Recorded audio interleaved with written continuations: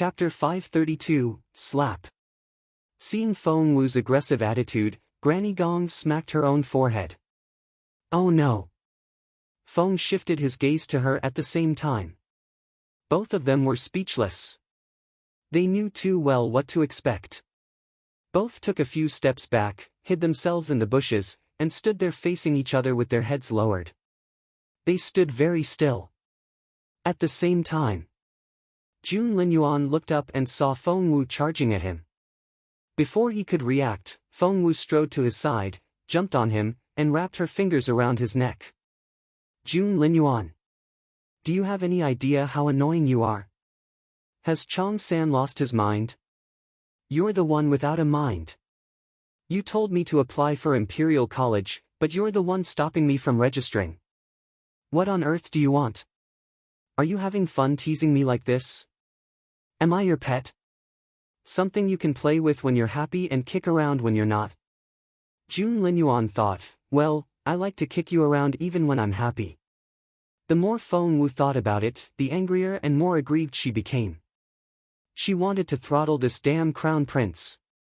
Linyuan felt rather diffident when he saw Feng Wu lashing out like this. Say it. What do you want? Feng Wu straddled Linyuan and tightened her grip, her cheeks flushed with her vexation. This was such a suggestive position. He could feel her soft body, and it was such a temptation. Linyuan followed his instincts. He raised his head and kissed Feng Wu on the mouth. Feng Wu was astonished. Her eyes opened wide and she stared at Linyuan in disbelief. She was furious. How could this happen when she was here to get even with Linyuan? This was unbelievable. Infuriated, Feng Wu pushed Linyuan away and slapped him hard on the cheek. Linyuan. What's your problem? Smack. There was the crisp sound of the slap. Feng and Granny Gong jumped at that sound. Visit on our novel full. They looked in the direction of the pond in unison. Taken by surprise, Linyuan was dazed. Feng Wu released him and quickly fell back. Feng and Granny Gong were mortified. They had never expected Miss Wu to be so bold. She had slapped none other than Linyuan himself. Lin. Yuan. The most terrifying person in the empire. Miss was so. Even the calm onlookers Feng and Granny Gong were a little worried now. For they couldn't tell what Linyuan would do when he went berserk. Feng Wu only realized what she had done when she looked into Linyuan's bloodshot eyes. She turned to flee. However, the difference in their strength was too significant. Feng Wu only made it 2 steps when a pair of long arms clamped around her waist. Linyuan then pinned her down on the low table. Thud! They landed hard on the table. Both were infuriated, both glared at each other, and both were panting. Feng Wu glowered in exasperation, and her unblinking gaze reminded Linyuan of a fierce she-tiger. Recalling how he had bullied and oppressed her, while she had no way to fight back. She grew all the more aggrieved and tears welled up in her eyes. But she only bit her lower lip stubbornly and went on glaring at Linyuan. She refused to give in. Linyuan's face was livid. However, when he saw the tears in Feng Wu's eyes, his anger gradually disappeared. It was replaced by an emotion that could be called pity. When Linyuan's big hand landed on Feng Wu's head, her long eyelashes quivered. Chapter 533, The Broken Star Piece.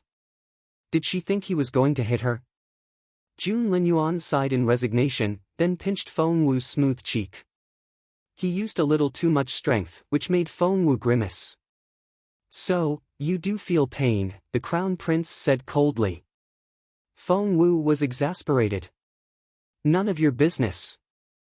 Linyuan chuckled at those words. He gave Feng Wu's cheek a little squeeze, then said, Do you think you can just walk away after hitting me, the Crown Prince? You can't possibly be that naive. A few steps away, Feng and Granny Gong exchanged looks. His Royal Highness hadn't lost control after all. And Miss Wu was still alive after slapping His Royal Highness. However, she would still be punished, alright. Feng tipped Granny Gong the wink. Granny Gong smiled bitterly, then stepped out reluctantly. Your Royal Highness, the hot spring is ready. Shall we? The hot spring. Jun Linyuan shot a quick glance at Granny Gong, then nodded. Granny Gong was resolute when it came to ensuring that the servants carried out her orders, but she was still fearful of Jun Linyuan. After that, she gave Feng Wu a warning glance before she promptly left the scene.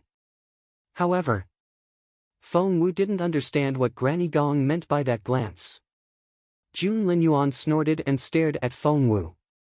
You want to get into Imperial College? Despite her anger and grievances, Feng Wu nodded. Yes. And registration has closed? Yes. Mr. Liu wouldn't make an exception for you?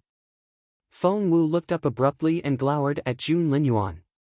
You know perfectly well why Mr. Liu didn't agree. Jun Linyuan glanced at Feng Wu arrogantly. That's right. I do. So, he was blatantly bullying her. He couldn't even be bothered to pretend.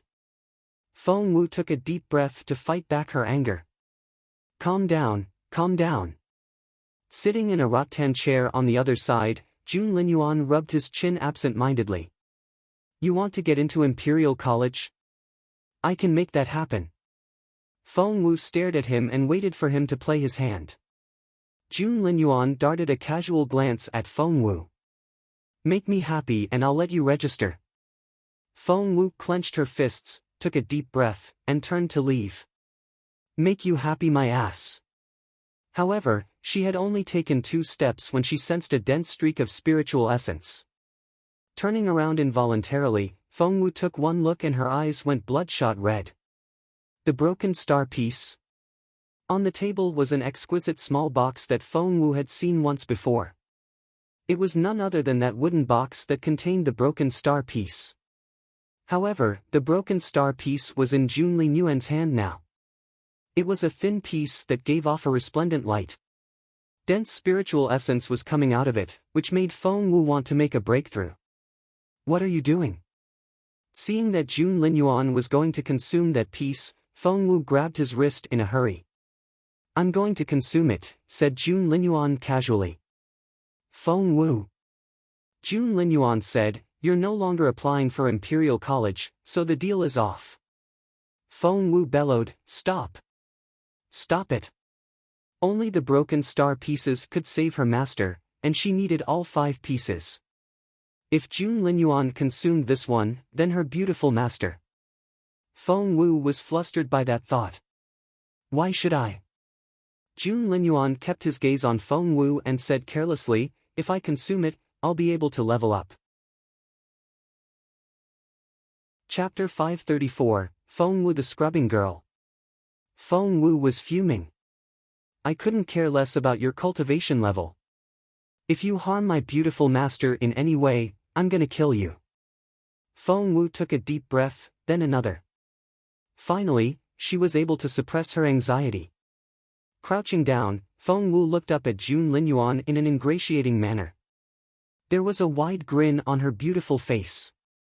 Your Royal Highness, how can I be of service to you today? That was fast. Feng smacked his forehead. Satisfied, the Crown Prince rose to his feet and headed out of the yard. Feng Wu followed him out immediately.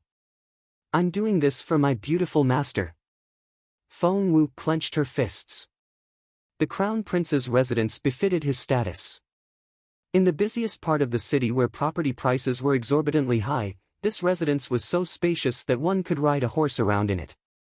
They walked for about 5 minutes before Feng Wu started to feel a rise in the temperature. As if magma was rolling beneath the ground. A magnificent palace came into view.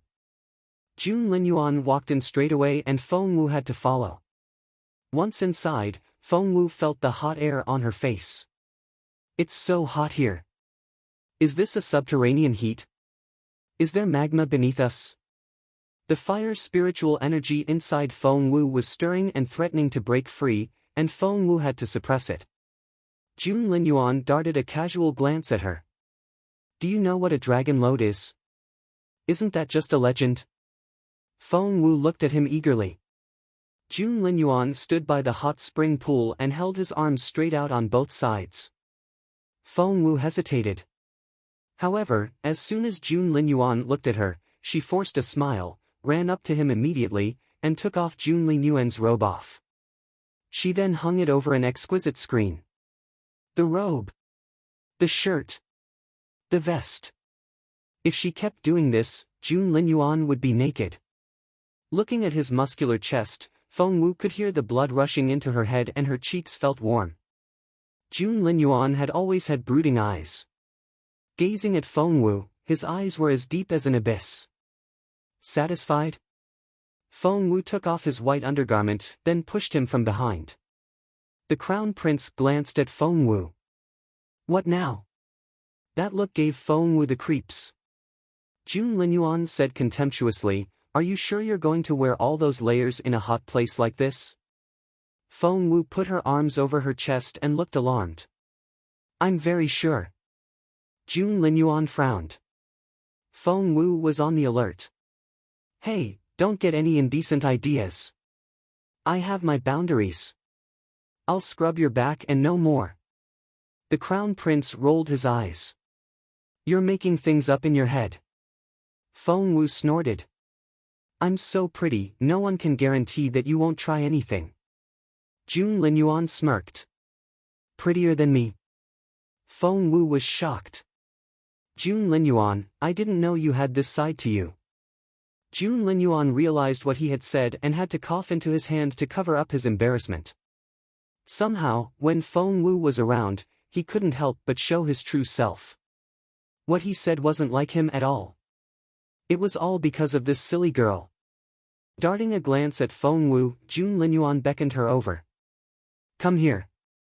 Feng Wu inched toward him. "Let me make it very clear, I'll only scrub you and that's it." Jun Linyuan tossed her a clean bath towel. "Get on with your job." Chapter 535, A Poolside Massage. Jun Linyuan glanced at Feng Wu, then beckoned her over the way one would summon a pet. "Come here." In the enshrouding mist, his well-toned muscles reminded one of a fine marble sculpture. He was half submerged in the hot spring, and only his exquisite clavicle and long neck was exposed. The teenager spread his arms and rested them on the edge of the pool. His brooding eyes looked like bottomless pits and there seemed to be an intrigued look in them. One had to admit that he had a very nice body that was fatally seductive. However, Feng Wu only snorted. "My beautiful master would look even nicer without his clothes on." "Get over here," Jun Linyuan waved at her like a big boss. Feng Wu wanted to refuse, but then she thought about that broken star piece. She had no choice but to bite her lower lip and slowly walk toward him. "What?" Feng Wu looked down at Jun Linyuan. The crown prince glanced at her arrogantly. "What do you think?" Feng Wu took a deep breath. "You don't look very happy," Jun Linyuan said in a careless tone. This was all for the broken star piece. Feng Wu took another deep breath and squeezed out a smile. "Of course I'm happy. It's my greatest honor to serve your royal highness." That pleased the crown prince and he let out an arrogant grunt. "Let's just get it over with and get me registered." She had to prepare for the exam and so much more.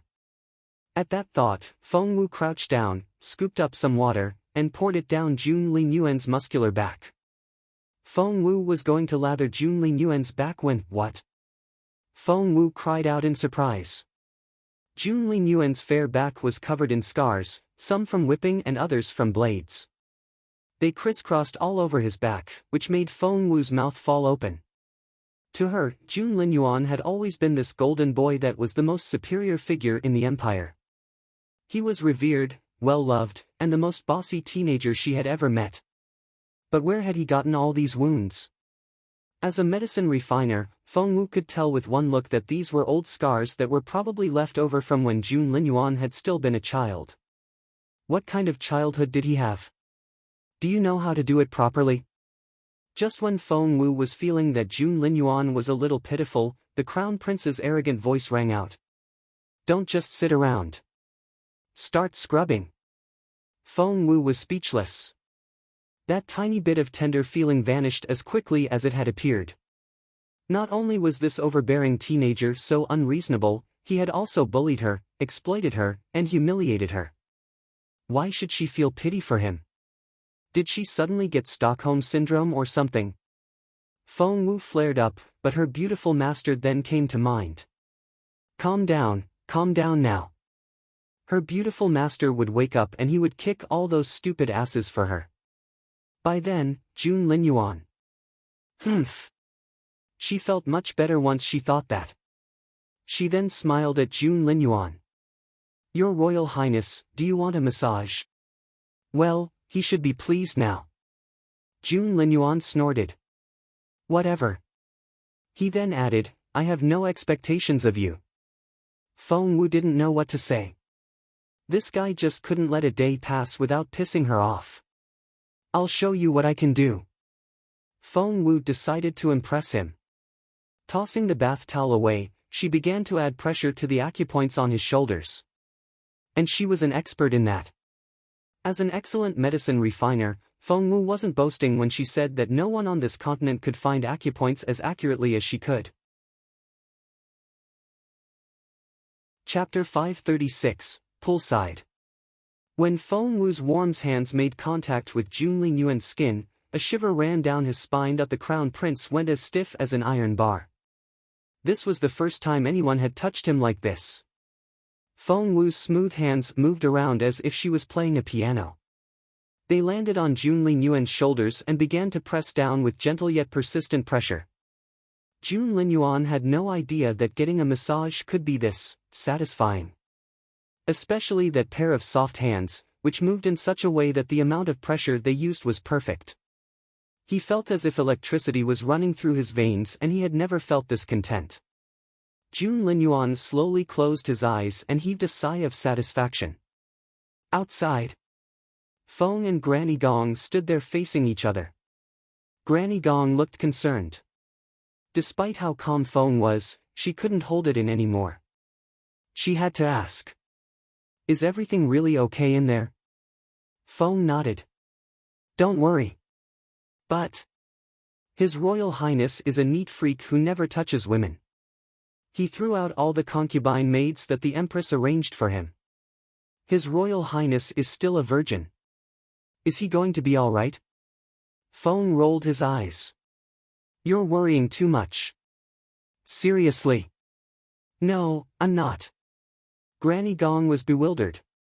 His Royal Highness took Miss Wu into the hot spring himself. Isn't that obvious enough? I think we both know what's about to happen.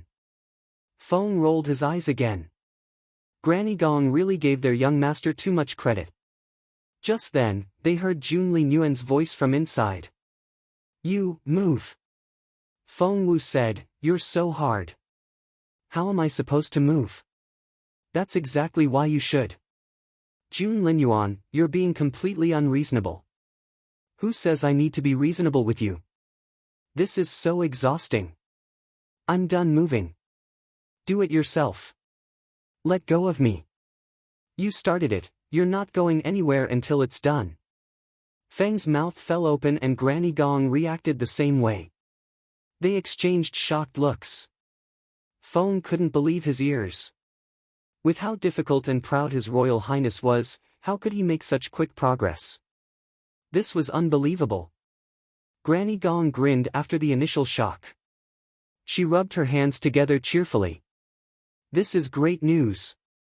His Royal Highness is finally into girls. The Empress Dowager will burst into tears of joy if she hears about this. June Linyuan was the Empress Dowager's favorite grandson. To her, June Linyuan was better than the dozens of Emperor Wu's other sons put together. She doted on the crown prince. Granny Gong covered her mouth in excitement. With how amazing His Royal Highness is, do you think he'll impregnate Miss Wu on the first go? Feng was speechless. The more Granny Gong thought about it, the more elated she was. If that happens, we'll have a little Royal Highness next year. Oh God, we're going to have a little prodigy in the Empire again. Although, Miss Wu is just 14, isn't that a bit too young? Feng was speechless. In the hot spring. Feng Wu had no idea how the two outside had misinterpreted the situation. Right now, all she knew was that her hands were exhausted. Linyuan's muscles were so tense, especially those on his back. They were hard to loosen up and Feng Wu had to knead very hard in order for her massage to take effect. Linyuan. Feng Wu smacked his back repeatedly. Why are you so tense?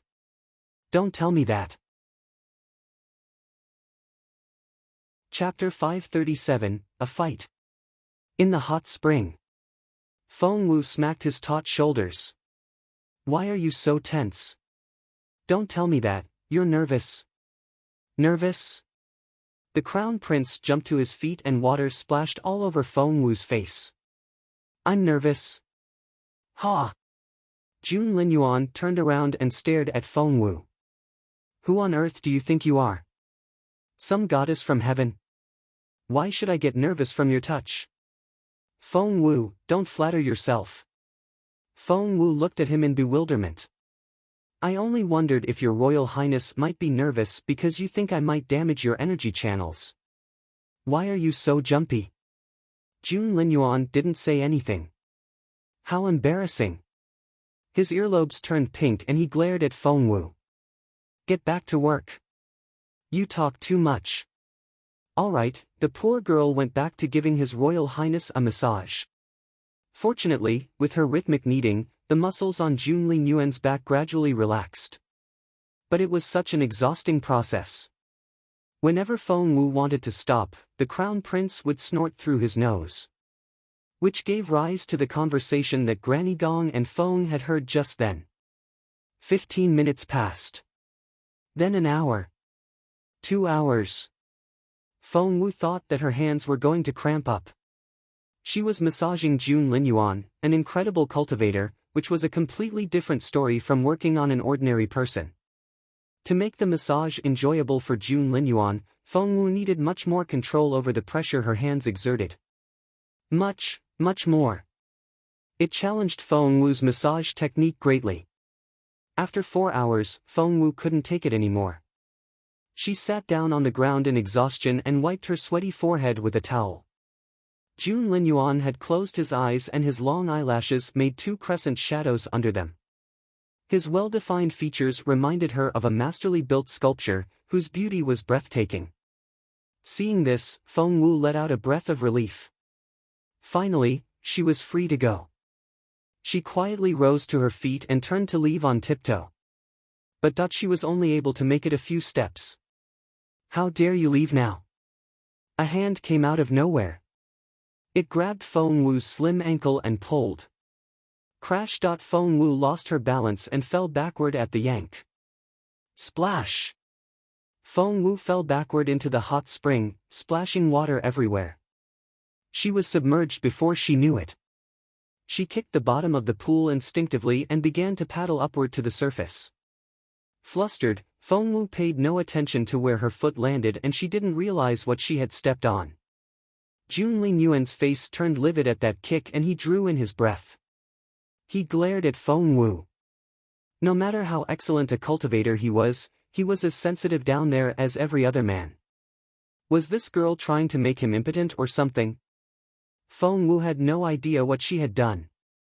She quickly reached the edge of the pool and jumped out of the water in the next second. Turning around, she glared at Linyuan. What's wrong with you? Can't you use your words? Why is everything so physical with you? Can't you try to talk to me before moving into action? Why did you have to drag me in? I would have drowned if I didn't know how to swim.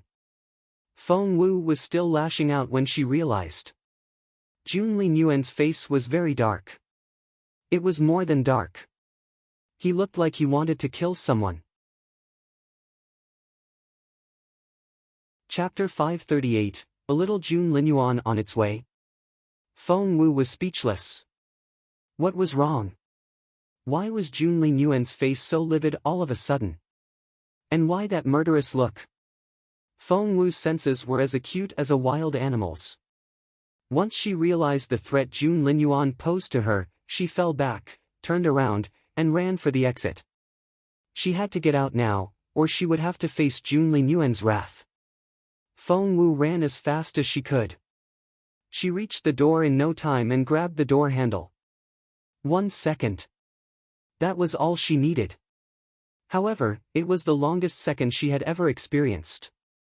Whooshed, a streak of white light flashed through the air. Feng Wu looked over her shoulder and saw a long white curtain coming at her. No. Feng Wu cried out in surprise and tried her best to open the door. However, the curtain wrapped around her thin waist and Jun Linyuan pulled. The next moment, Feng Wu flew back toward Jun Linyuan like a swing. The white curtain was like an extension of Jun Linyuan's arm. It gently pulled Feng Wu back and slowly put her down in front of him. And it remained wrapped around Feng Wu, leaving her suspended over the pool. Right now, Feng Wu's hands and feet were all tied up and the curtain was wrapped around her from the neck down. Where do you think you're going? Jun Linyuan poked Feng Wu's cheek with a finger. Suspended in midair, Feng Wu was less than 10 centimeters away from Jun Linyuan. She thought she was going to explode. Did he think he could simply do such a thing to her? What's wrong with you? Feng Wu flared up. Did I do anything to you? No, I haven't. Why are you doing this to me? I need an explanation. You didn't do anything. Really? I swear on my life. I didn't do anything. Feng Wu felt so wronged and so aggrieved. Jun Linyuan threw her a sidelong glance and smirked. You know perfectly well what you did. What on earth did I? Feng Wu's gaze shifted downward and she saw Jun Linyuan's lower half. Her mouth fell open, her cheeks flushed, and her eyes darted around in a fluster.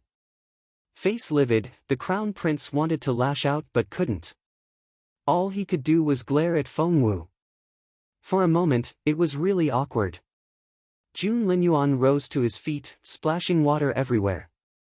The next second, he dried himself off, and with a wave of his hand, his undergarments were as good as new.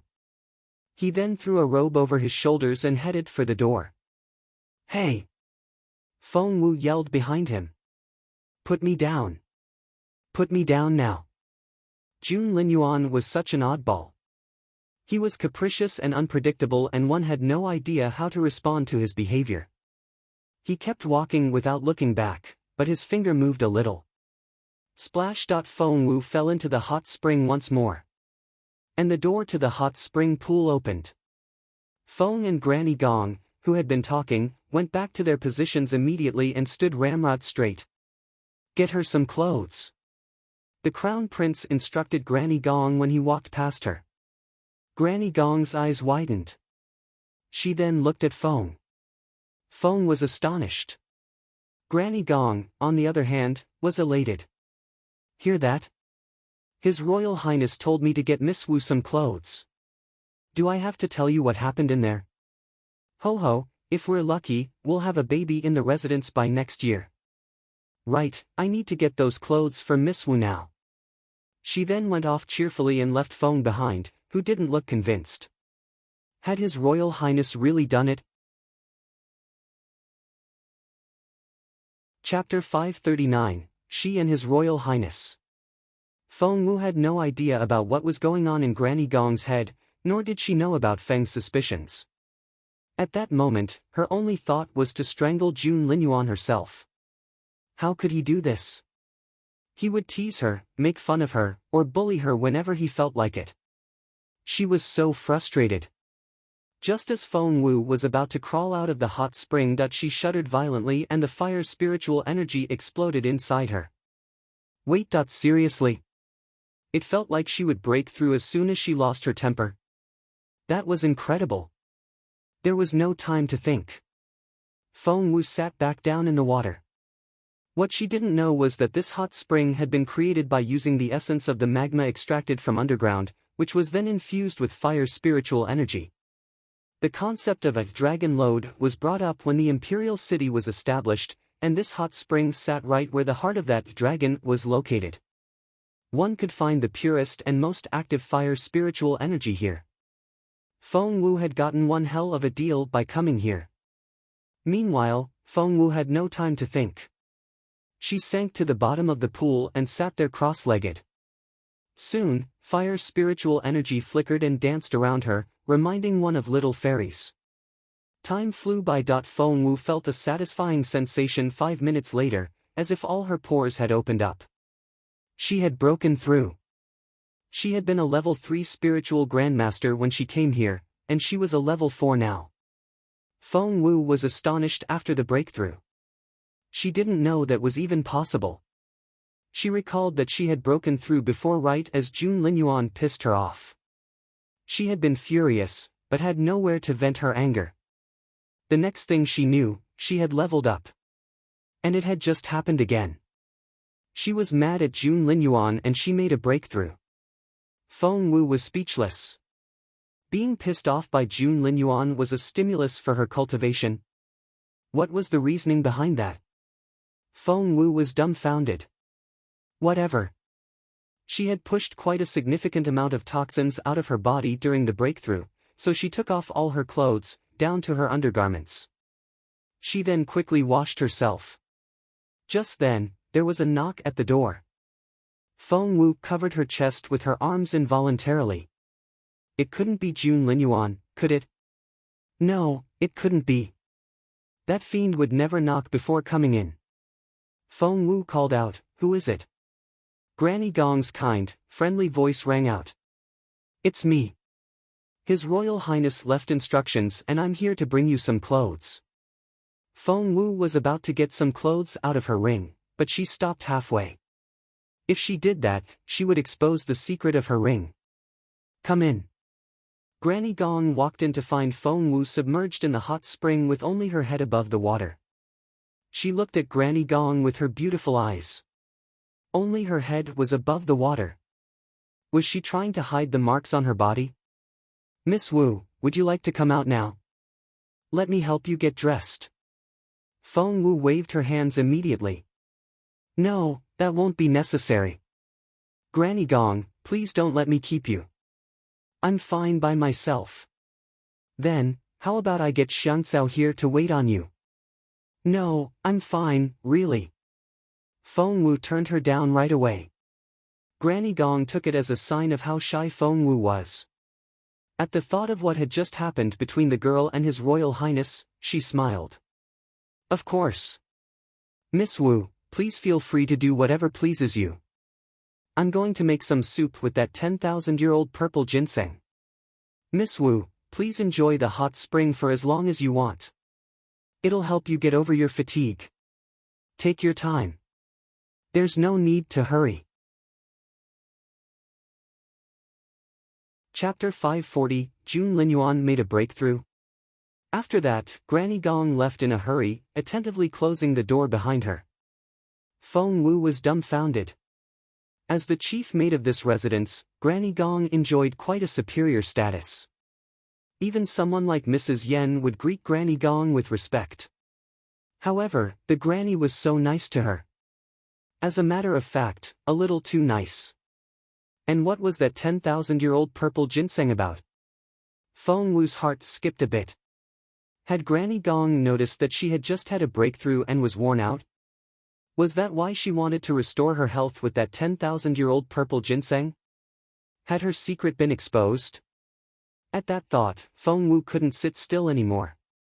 Rising to her feet, she quickly changed into the clean clothes which Granny Gong had brought her, then walked out in a hurry. "Where's Granny Gong?"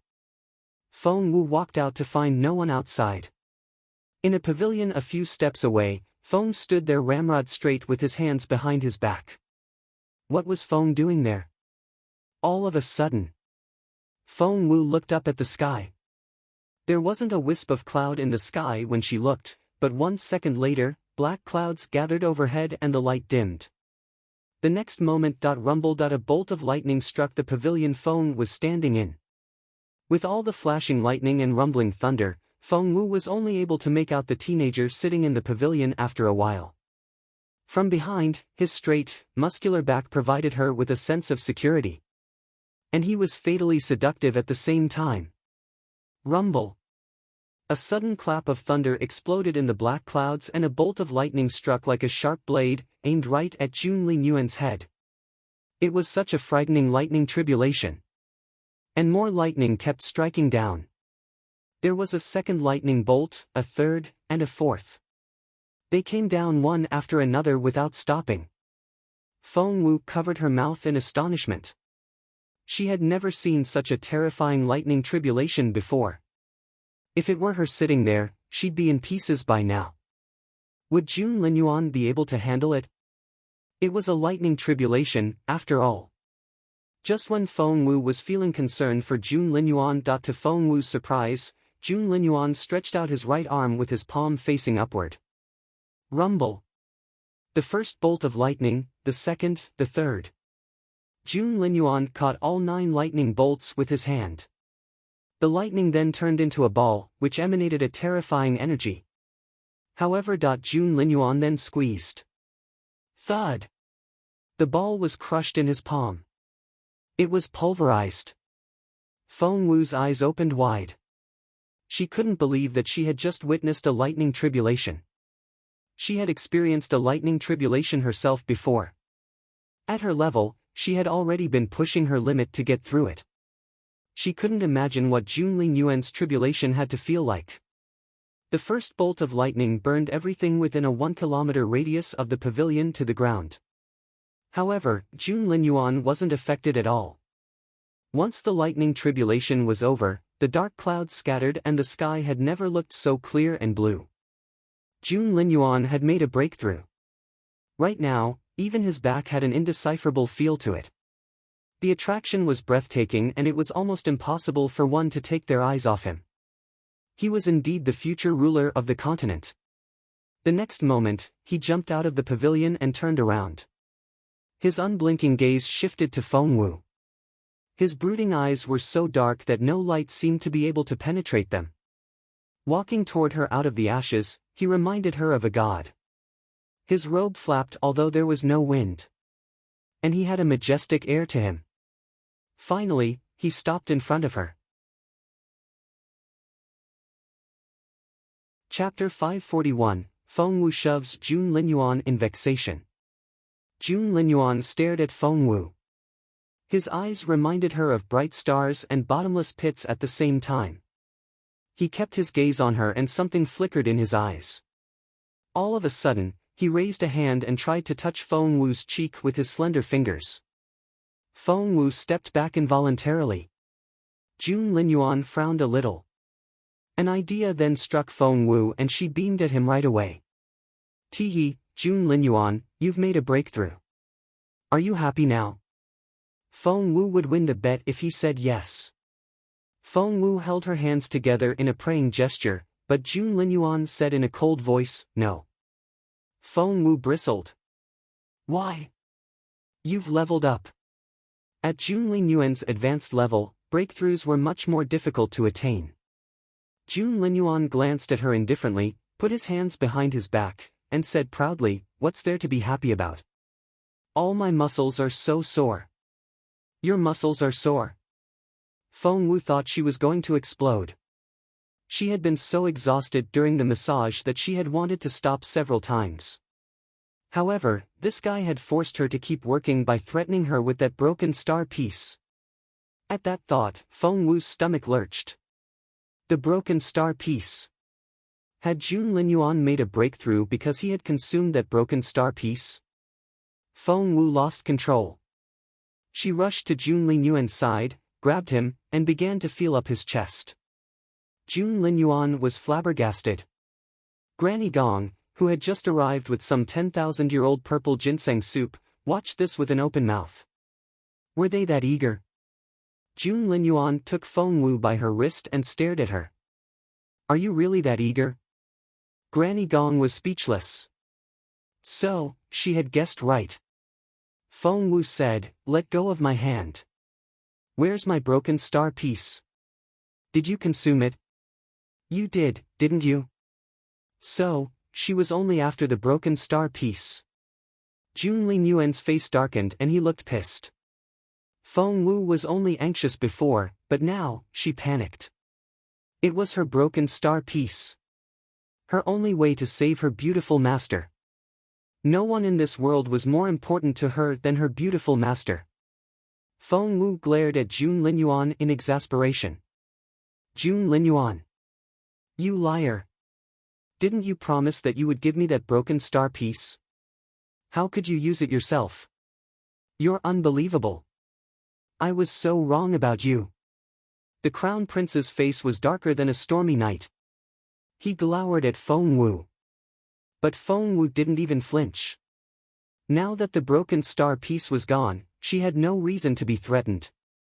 She shoved Jun Linyuan in frustration and Jun Linyuan stumbled back. Speak. Say something. Guilty conscience, is it? I never thought you could do this. You broke your promise in order to help your own cultivation. Tears welled up in Feng Wu's eyes. Her beautiful master. She owed him so much and she had lost her only chance to save him. She was full of despair. Over on the other side, Granny Gong and Feng were terrified. With their crown prince's temperament, they wouldn't be surprised if he ended up killing Miss Wu. What should they do? Granny Gong was worried sick.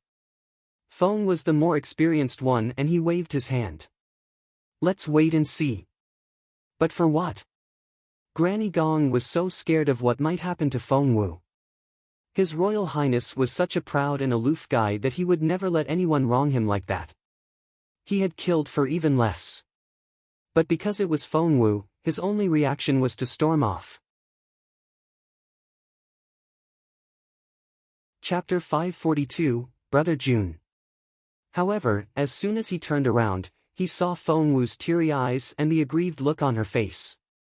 One couldn't help but feel pity for the angry and upset girl. But that didn't stop Jun Linyuan from getting mad. Staring at her, the Crown Prince asked in a husky, frustrated voice, "Does that broken star piece really mean that much to you?" Feng Wu glared back at him. Of course. It's more important than my own life. More important than mine. Jun Linyuan gritted his teeth. Are you saying your life is more important than mine? Feng Wu snapped. The proud Crown Prince drew in his breath. Feng looked up at the sky, not knowing what to say. Your Royal Highness, you've made your bed, now you must lie in it. Breathing hard, Jun Linyuan glowered at Feng Wu. You. I what? You want to hit me? Do it. Just do it. Without the broken star piece, I don't want to live anymore. Kill me. Now. Feng Wu moved closer and took Jun Linyuan's hand. But then, Jun Linyuan opened his palm. In the center of his palm lay that broken star piece. Feng Wu was about to lash out again when she spotted the broken star piece. She stopped crying instantly and cried out in surprise. Ah, my broken star piece. My broken star piece. It's still here. Ah. Feng Wu hopped around in excitement and tugged at Jun Linyuan's sleeve. My broken star piece is still here. My broken star piece. Mine. She was happy now. Where was that shrew from a minute ago? The Crown Prince threw a dirty look at the girl. Which is more important, your life or the broken star piece? Feng Wu's heart sank. She finally realized what she had said. Holy shit. She felt like hitting herself on the head. How could she? Looking up, she saw the smirk on Jun Linyuan's face and she was speechless. Then, Jun Linyuan put away the broken star piece, flipped his sleeves, and was ready to leave. No. Feng Wu ran after him right away. Jun Linyuan. Jun Linyuan ignored her. This wasn't happening. Feng Wu was almost in tears. It was so obvious that Jun Linyuan was mad. The Crown Prince here was the most unforgiving person in the world and he was very vindictive. Feng Wu ran even faster. She caught up with Jun Linyuan and grabbed his wide sleeve. Your Royal Highness, my dear Crown Prince, please don't go. Brother Jun. The teenager only stopped after much pulling and dragging on Feng Wu's part. Brother Jun. Feng Wu blocked his way. The proud Crown Prince turned his head to the left. Brother Jun. The Crown Prince turned the other way, his face still expressionless. Brother Jun, I'm sorry. Please forgive me. Feng Wu put on an aggrieved look and pouted. She was a beautiful girl to begin with. Her long, dense eyelashes were like two little fans and they were still wet with her tears. When she lowered her gaze, the glistening eyelashes reminded one of dewdrops at dawn, which could bring out all of the pity in a person. Jun Linyuan had to fight the urge to wipe her tears away for her. He clenched his fists behind his back, maintained an arrogant expression, gritted his teeth, and stared at her coldly. Feng Wu saw that he was still mad, so she swayed his arm back and forth and said in a pitiful voice, "It was all my fault. I'm sorry. I really am." The fate of her broken star piece was still in his hands, as well as whether or not she could take that exam. She had to succumb to his power. Jun Linyuan glared at her, then snorted. "You're sorry? About what?" Chapter 543, My Dear Brother Jun. "I shouldn't have yelled at you." Feng Wu bit her lower lip, darted a quick glance at him, then lowered her head again. Jun Linyuan smirked. "That's it? I shouldn't have accused you of not keeping your promise. Humph. I shouldn't have called you a liar. Ha!" Feng Wu twisted her sleeve between her fingers.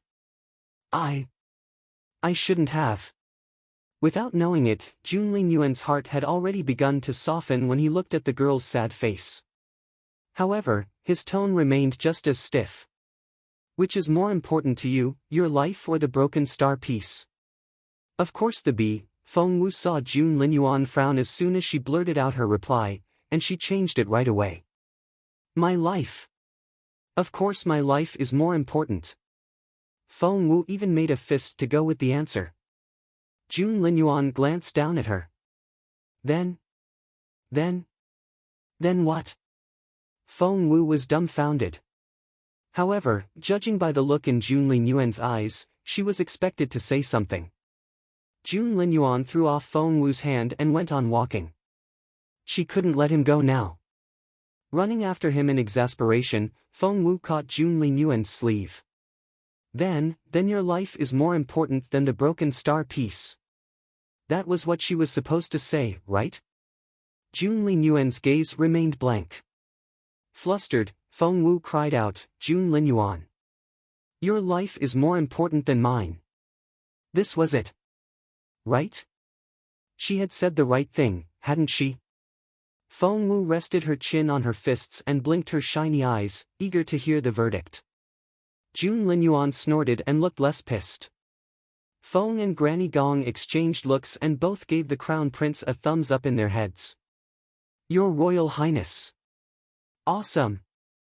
Feng Wu had no idea what those words she had impulsively cried out meant to Jun Linyuan. She only watched him expectantly and was very excited. Her fair skin was flawless and she was so slim that it seemed she could barely hold up the weight of her clothes. She looked so attractive this way.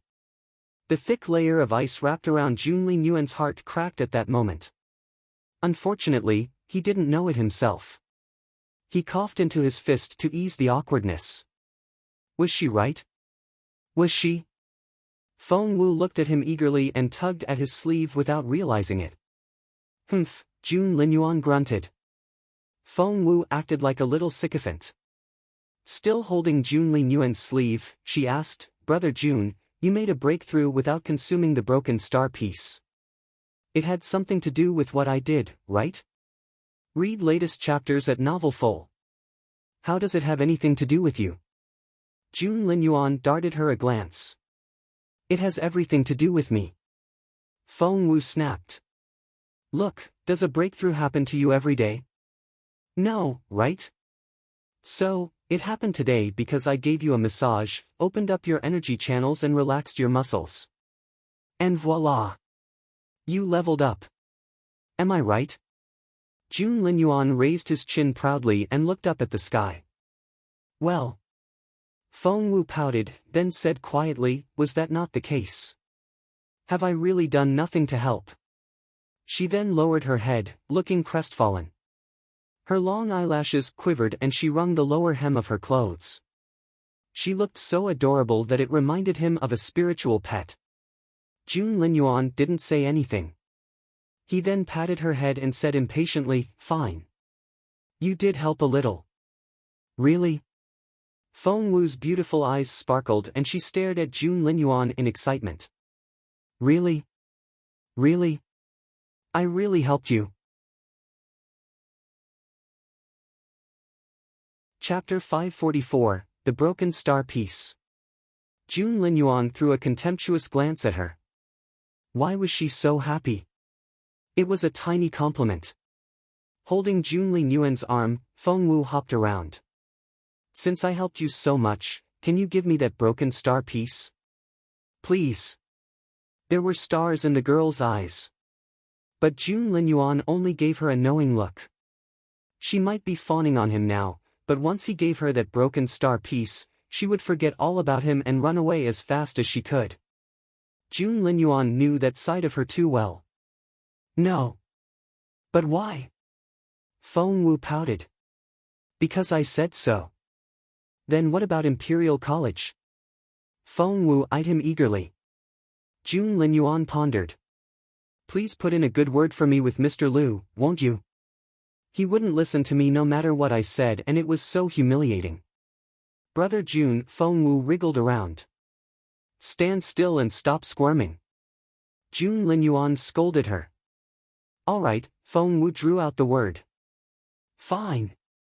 Linyuan said with a stern face and waved his hand impatiently. "There can be an extra candidate for the exam." Feng.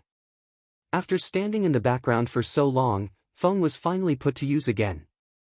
Feng nodded, then left the courtyard. He returned shortly afterward, handing Feng Wu an envelope with Linyuan's personal seal on it. "Miss Wu, please put this away carefully. You'll be able to exchange this letter for an exam permit." Feng Wu put the envelope in her chest pocket right away, fearing that Linyuan might take it away again. Linyuan's face darkened. Why did he have the feeling that she liked that letter better than him? Once the exam permit was secured, Feng Wu had nothing to ask from Linyuan for the time being. She was back to her proud self again.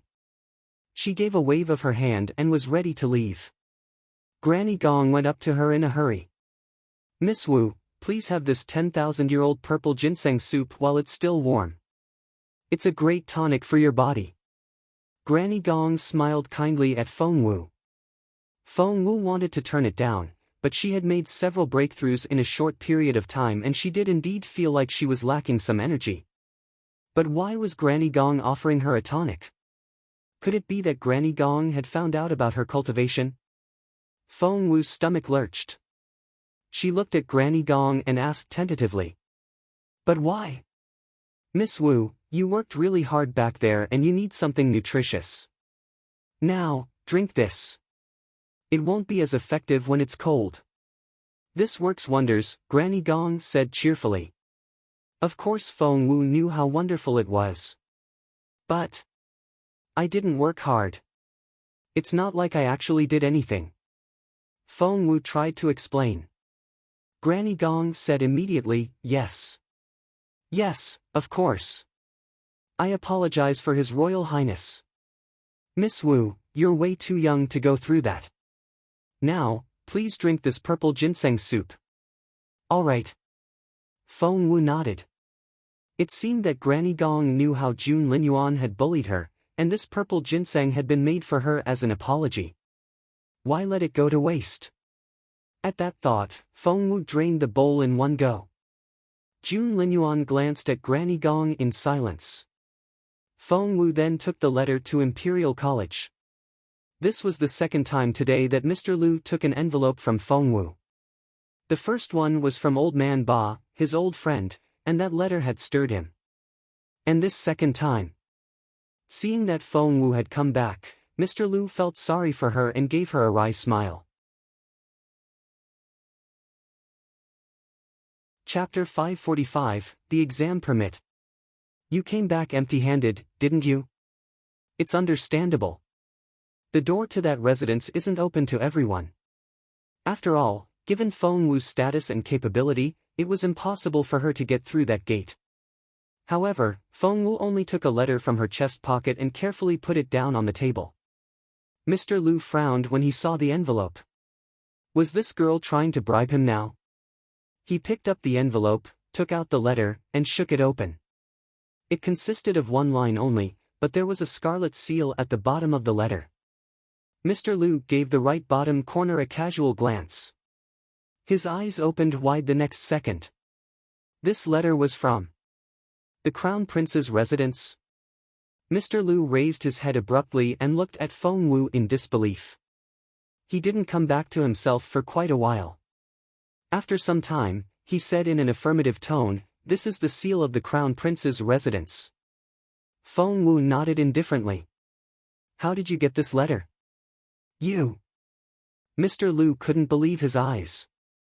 Feng Wu recalled the things she had to do for Jun Linyuan back in the residence and she didn't know where to begin. She only said casually, "Will this letter do?" "Yes." "Of course." The seal had to be authentic and so was Mr. Feng's handwriting. Moreover, no one would dare fake a letter from the Crown Prince's residence. If they were found out, they would wish for the death penalty. Mr. Lu just found it difficult to understand. His Royal Highness's man had come here to stop Feng Wu from getting the permit, but His Royal Highness had written a letter to recommend her now. What was that about? Mr. Lu asked Feng Wu tentatively, "Are you and His Royal Highness very close?" "Close?" Feng Wu snorted. "Mr. Lu, what do you think?" Mr. Lu shook his head and decided that he was thinking too much. How could these two people be close? He nodded and wrote Feng Wu a recommendation letter. With 3 such letters, a cultivator below level 9 could take part in the entrance exam for Imperial College. Feng Wu smacked her forehead. "Oh, damn." Mr. Lu looked at her in bewilderment. Feng Wu said, "I forgot to mention that a friend of mine is taking the exam as well." Mr. Lu frowned. "Another one? And what level is she?" "She's a level 7 spiritual master." Mr. Lu shook his head. "Are the two of you serious? You have no spiritual essence and she's a level 7. How are you going to get in at all?" However, since Feng Wu had been given permission, an extra candidate wouldn't make much of a difference, and Mr. Lu didn't plan to make it more difficult for Feng Wu. After all, Grand Secretary Feng and Priest Wu had both mentioned Duan Chaoge in their letters. Once his letter was finished, Mr. Lu handed all the letters to Feng Wu. "Off you go. You can get your exam permit at the assessment office." Mr. Lu even sent his young servant along with Feng Wu to show her the way. The assessment office was awfully quiet at the moment. For registration was over. "We have quite a few good candidates this year," said a pretty blonde and blue-eyed female teacher as she flipped through the forms. She nodded appreciatively. "Princess Mu is taking the exam. This Ning Chenxi also looks really promising." "Anne." Knock, knock, knock. Someone was tapping on the door. Who can that be? At this hour? About half a dozen teachers were in the office and everyone turned to the door in bewilderment. The door opened. Feng Wu walked in and everyone was astonished by her stunning beauty. All teachers, male and female, stared at her with open mouths. "Young lady, you are..." An affable elderly female teacher rose to her feet and went up to Feng Wu with a smile. "Such a pretty girl. How wonderful." Chapter 546, What Makes You Think You Can Get It? Feng Wu liked this teacher and gave her a nod. "I'm here to register for Imperial College's entrance exam." "Registration?" The pretty blonde and blue-eyed teacher was the first to react. She rose to her feet, went up to Feng Wu, and looked her up and down. She only asked with a frown after a long moment, "Who are you helping to register?" She asked this because she couldn't detect any spiritual essence in Feng Wu. "Myself," Feng Wu said calmly. The blonde teacher was called Xiao, and she considered herself a beauty and was well known in Imperial College for her good looks. However, she couldn't help but feel ashamed of her own unseemliness when she saw Feng Wu. Ergo, she didn't like Feng Wu. People could be strange this way, they didn't really need a reason to find another person unlikable. Yourself? You've got to be kidding me. Chaoge stared at Feng Wu with wide-open eyes. How? You don't have any spiritual essence at all. That was because Feng Wu had hidden her spiritual essence with her concealing jade. Thanks to the imprint which her beautiful master had left on the jade, only those with a more advanced cultivation level than him could detect Feng Wu's level. The elderly teacher was called Yu Yu and she looked at Feng Wu in bewilderment. Kiddo, I need to let you know that you have to be a level 9 spiritual master at least to register for our entrance exam. How about you come back when you're a little older? Yu Yu acted like a kind auntie and spoke to Feng Wu in a soft voice so as not to hurt the girl's feelings. Chaoge glanced at Yu Yu, then smirked. Ms. Yu, the girl is useless in cultivation. It won't change no matter how many more years you give her. Why give her false hope? After those words, Chaoge threw a dirty at Feng Wu. You, don't leave things to luck, just admit the fact that you're a good-for-nothing. Off you go. The office is closed. Feng Wu didn't seem to be offended by Chaoye's animosity at all.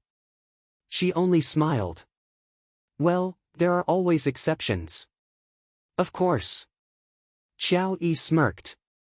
The rules of Imperial College stipulate that with recommendation letters from 3 different members of the Education Board, even some useless person with 0 spiritual essence can get an exam permit. But you? She glanced at Feng Wu contemptuously. How is an insignificant girl like you supposed to get those letters? That was never going to happen.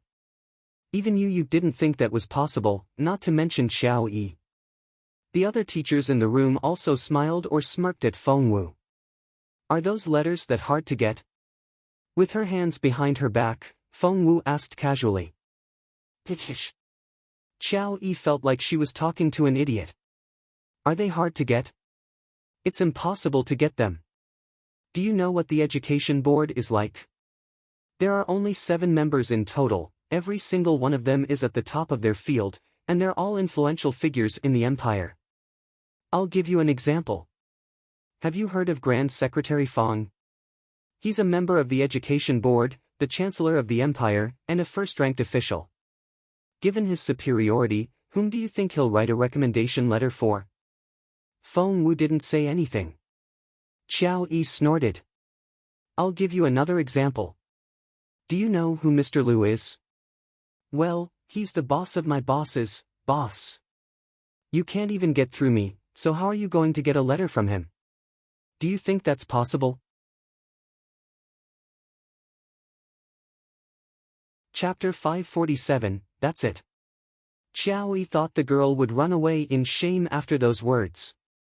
After all, girls her age had very high self-esteem and didn't take criticism well.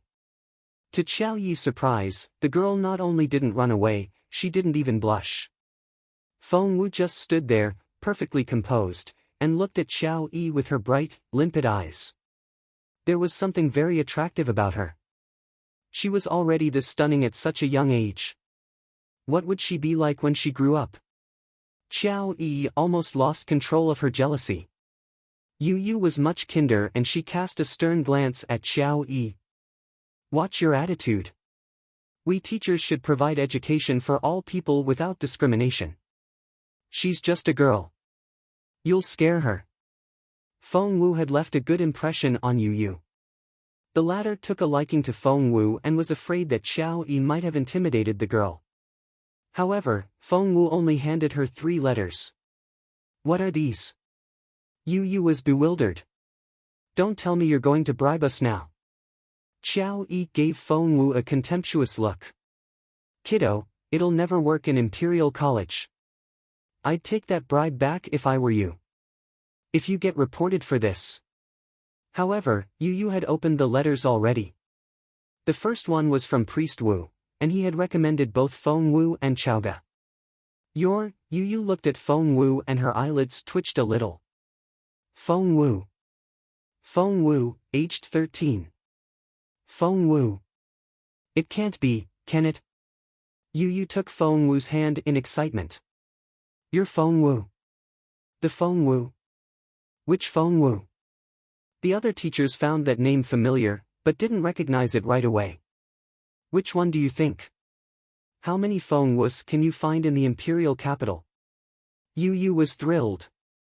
She's the genius girl from the Feng clan. Feng Wu, the genius girl. All the teachers of Imperial College had heard of that name. For even Mr. Liu had wanted Feng Wu as a student when she was only 8.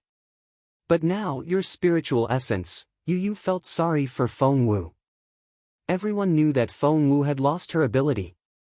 Feng Wu only smiled, but she neither admitted nor denied their assumptions. Chaoge frowned. That's past history.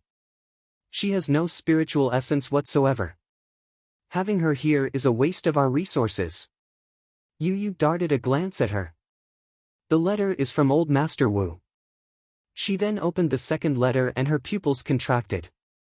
This is from Grand Secretary Feng. What?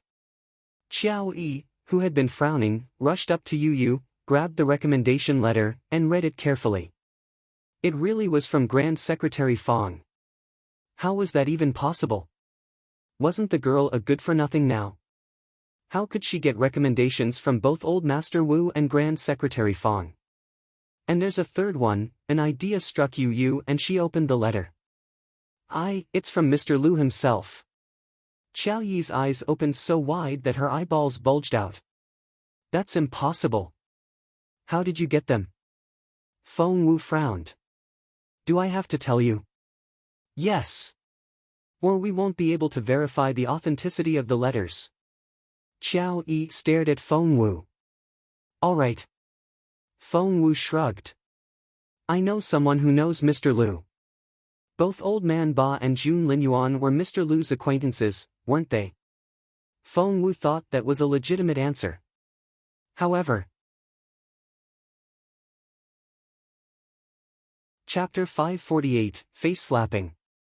Chaoge looked enlightened. That was it. The girl had pulled some strings.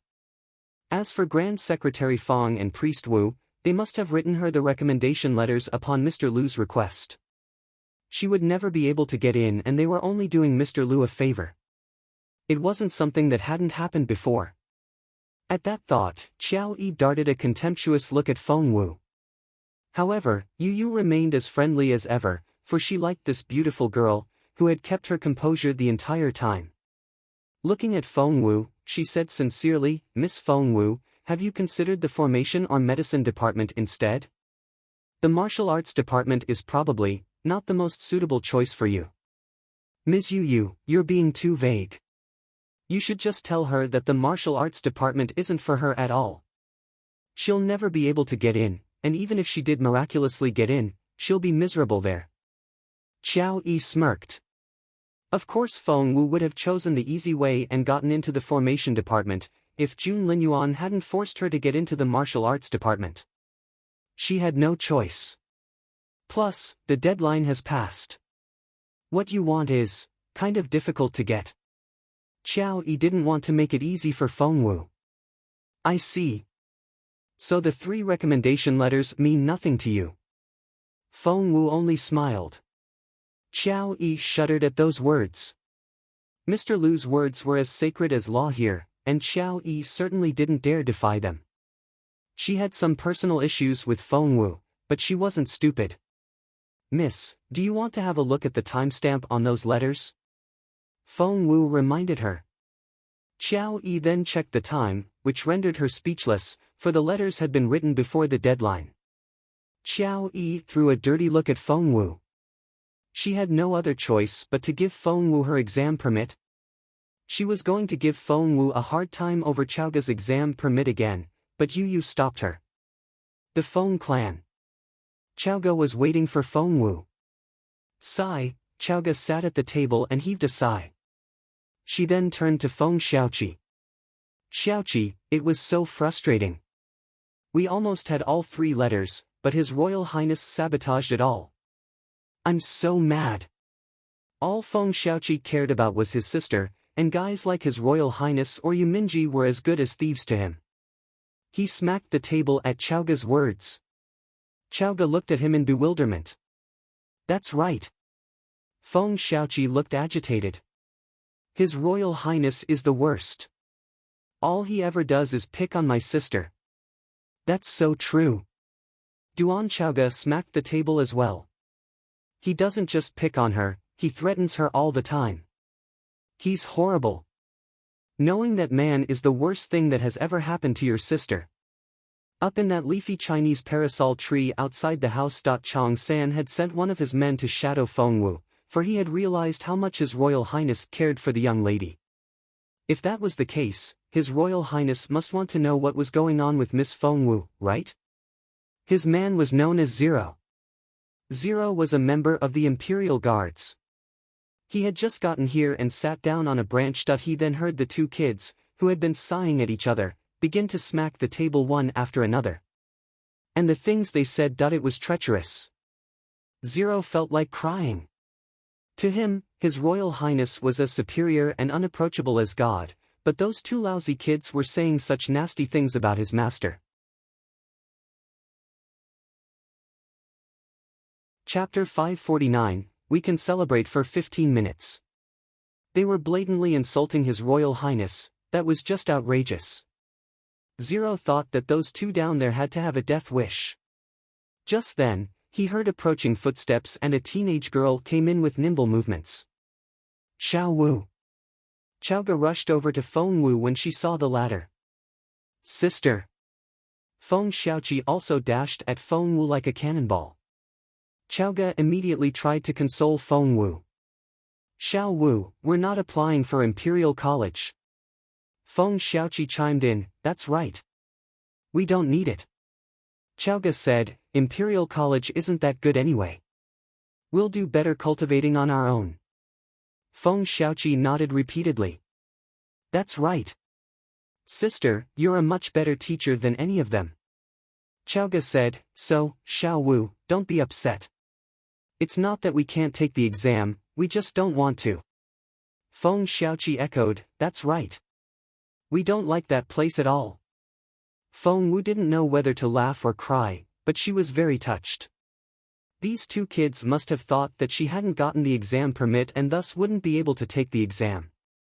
That was why they were saying that the exam wasn't worthwhile.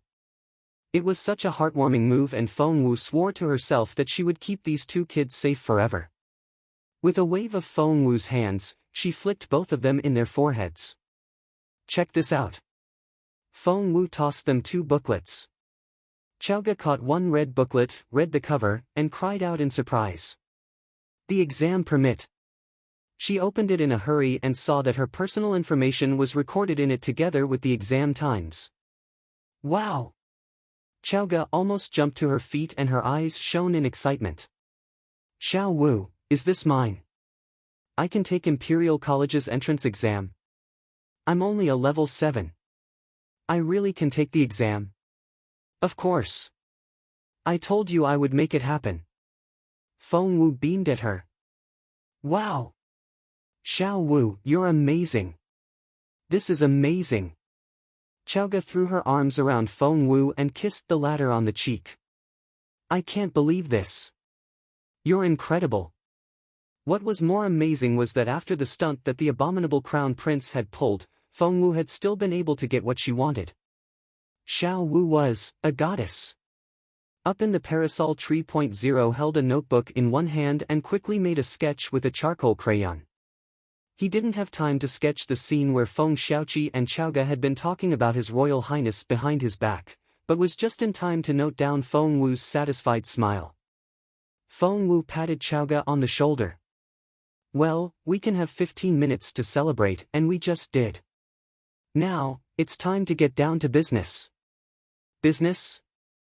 Chaoge looked puzzled. Feng Wu jabbed Chaoge's head with a finger. You have the permit, but can you pass the exam? Ah! Chaoge cried out. She had forgotten about the most important part. Imperial College's entrance exam was known as the national exam. Across the empire, the most talented teenagers under 18 would gather in the imperial capital every year to take the exam. It was as competitive as 10,000 people squeezing onto a single log bridge. Xiao Wu, Chaoge was flustered. She knew she wouldn't do well in the physical tryout, for she was only a level 7, and she wouldn't be able to defeat anyone. As for the written exam, she would probably do even worse. Sob, Xiao Wu. Chaoge turned to Feng Wu for help. What was she supposed to do now? Feng Wu rubbed her forehead. We still have 7 days. Don't panic. Now, go back home and tell them that you'll be staying at my place for the next 7 days. Chapter 550, The Duan Family. In this situation, their only choice was to take a crash course. No problem. Xiao Wu, I'll be right back. Chaoge rushed out the door in a hurry. And she ran all the way back home. The Duan family was a middle-class family. Thanks to the contributions of previous generations, Duan Hongyi, Duan Chaoge's father, was able to get a position as a 4th-ranked official. Chaoge was the daughter of a concubine and her mother had long passed away. In this family, she had always been an easy target mocked by everyone. She had done all right as Feng Wu's friend back when Feng Wu was still the little genius. But then Feng Wu lost her ability, and because of the poison, Chaoge gained weight and her cultivation level dropped, which led to status declining sharply in the family. Her big brothers and sisters would pick on her all the time. Especially her 2 elder sisters Duan Chaoyin and Duan Chaoyue, who enjoyed nothing more than laughing at Chaoge. Duan Chaoge went back to her room and packed up a few things. She then left a note before heading out. After all, it made no difference to other people in this family whether she was around or not. No one would notice her even if she didn't show up for a week. As for the servants who worked in her courtyard, well, there was only one maid, who was really an informant of her father's wife. There was no need to tell that maid anything. However, it just so happened that Duan Chaoyin and Duan Chaoyin were walking past the gate when Chaoge stepped out. Duan Chaoyin was the eldest daughter of the family, Duan Chaoyue the second, and Duan Chaoge the third. However, only Chaoge was the daughter of a concubine, whereas the other 2 were daughters of Duan Hongyi's wife. Duan Chaoyue had sharper eyes and she spotted Chaoge right away. Chaoge, where are you going? Duan Chaoyin turned around and saw Chaoge with her traveling bag. She frowned and blocked Chaoge's way. Out of my way. Chaoge frowned. Duan Chaoyin was displeased. Are you running away from home now? Why do you even care? Duan Chaoyin snorted. I couldn't care less where you're going, but I do care when you steal our things. You, Duan Chaoge glared at her. There's nothing worth stealing in my courtyard. Even if there is, you've taken it away already. Not necessarily. What if you've stolen from our vault? Duan Chaoyin deliberately tried to enrage Chaoge. Show me what's in your bag and we'll let you go. Duan Chaoyin said those words on purpose, for she knew that Chaoge was easily set off. As expected, Chaoge's cheeks flushed immediately and her eyes went bloodshot red like an infuriated jaguar. Do I have to take off my clothes and let you frisk me after you check my bag? Chaoge smirked. Why, I see you've learned your lesson. You know the drill well. You people are outrageous. Yes, we are. What are you going to do about it? Can you fight us? Can you win? Duan Chaoyin snorted and stared at Chaoge. Duan Chaoge, you think too highly of yourself. Chaoge had reached level 9 5 years ago, which proved that she was very talented herself. However, her cultivation level had only declined in the past few years. Whereas Duan Chaoyin had surpassed her. You know what? I'm a level 9 spiritual master already. Hahaha. Duan Chaoyin, who used to be inferior in her cultivation level, was very satisfied with herself now. I went to apply for Imperial College today and I'm sure I'll get into the martial arts department this year. I'll become an honorable student of Imperial College, whereas you. Chapter 551, Hahaha. Duan Chaoge had been wondering what her sister was going to show off, and she snorted when she heard Duan Chaoyin's announcement. So what if you're taking the entrance exam for Imperial College? So what? Duan Chaoyin and Duan Chaoyue exchanged looks and both saw ridicule in each other's eyes. Did you think that you can become a student of Imperial College just by applying? Of all the candidates in the Empire, only 10,000 people can take the written exam. The top 1,000 can go on to the physical tryout, and only the top 100 from the physical tryout will be admitted. Do you have any idea how hard it is to register for the exam? However, both of your two elder sisters here successfully registered. Duan Chaoyin gave Chaoge a sidelong glance. Do you think that's an easy thing to do? Chaoge rolled her eyes. That's it? You got registered for Imperial College's exam? So did I. Big deal. Hahaha. Ouch, my belly aches. Duan Chaoyin and Duan Chaoyue laughed until their stomachs ached. Especially Duan Chaoyin, who laughed so hard that she had to gasp for air. Hahaha, Duan Chaoge, I didn't know you could be so brazen. I never knew you had this side to you. You registered as well? Ouch, my belly. I'm cracking up here. Duan Chaoyue, the more aloof one who didn't talk much, couldn't help but smirk. Chaoge, did you forget the part of the rules where only a level 9 spiritual master or above can take the exam? Chaoge rolled her eyes. Of course I didn't. Then stop bragging. Are you hearing yourself? Duan Chaoyin snorted. Chaoge threw them a dirty look. That's the only way you know of to register for the exam? You people are so ignorant. Duan Chaoyin racked her brain in order to prove that she wasn't ignorant. She then remembered the exemption, which was rarely used. The 3 recommendation letters from 3 members of the Education Board? Is that what you're talking about? Duan Chaoyue and Duan Chaoyin exchanged looks. Yep. Chaoge grinned. Hahaha. Duan Chaoyin and Duan Chaoyue burst out laughing again, even louder than before. My tears are coming out. Since when was Duan Chaoge so funny? Can you believe what she just said? She has such a wild imagination. Does she take us for a pair of fools? I'm telling the truth. Chaoge snapped. It's true. The 3 members are Mr. Liu, Grand Secretary Feng, and Old Master Wu. They wrote those recommendation letters for me. Hahaha, hearing those words, Duan Chaoyin and Duan Chaoyue, who had finally stopped laughing, guffawed again. This is hilarious. Gosh, I'm in tears. Duan Chaoyin wiped away her tears. I won't even begin to talk about Mr. Liu and Grand Secretary Feng. Old Master Wu himself is a well-known formation grandmaster in our empire. You can't even get close to him. Who are you kidding? I can't, but Xiao Wu can. Chaoge gloated. Xiao Wu had the 3 bosses write the letters for us. Xiao Wu? Which Xiao Wu? You mean Feng Wu? The one you used to follow everywhere? Yes. Chaoge was very confident every time Feng Wu was mentioned. Xiao Wu is the best. Not only did she persuade Old Master Wu and Grand Secretary Feng, she even got help from Mr. Liu as well. Oh, right, and there was His Royal Highness. He put in a good word for us, too. Hahaha. Chapter 552, Can you be any more delusional? Hearing those words, Duan Chaoyin and Duan Chaoyin burst into laughter again.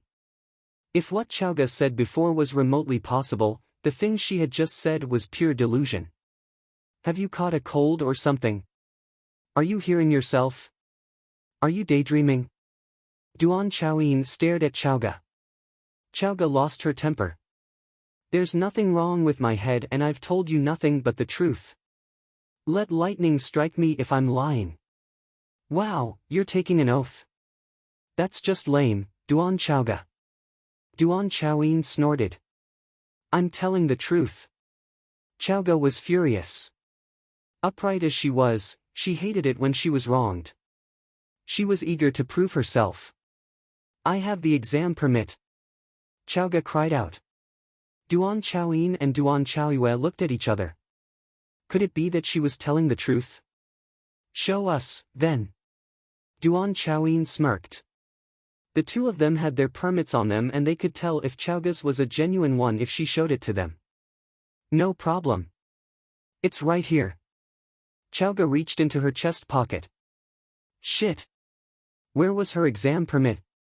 Xiao Wu had gone to a lot of painstaking effort to get her that exam permit. If she had lost it somehow. Chaoge panicked. She smacked her forehead, trying to remember where she had put it. But she couldn't remember anything. Where's my exam permit? Where did I put it? My exam permit. Chaoge was so flustered that she was almost in tears. Duan Chaoyue and Duan Chaoyin exchanged looks, then both rolled their eyes. You liar. You're so vain. You don't have it, so stop pretending. Mr. Liu. And His Royal Highness? Seriously? You're unbelievable. You're not a bad actress, I'll give you that. Keep up the good work and show us your exam permit. Duan Chaoyin and Duan Chaoyue looked at each other and both burst out laughing. This was so much fun. That humble Duan Chaoge was capable of telling lies now. I remember. Xiao Wu has it.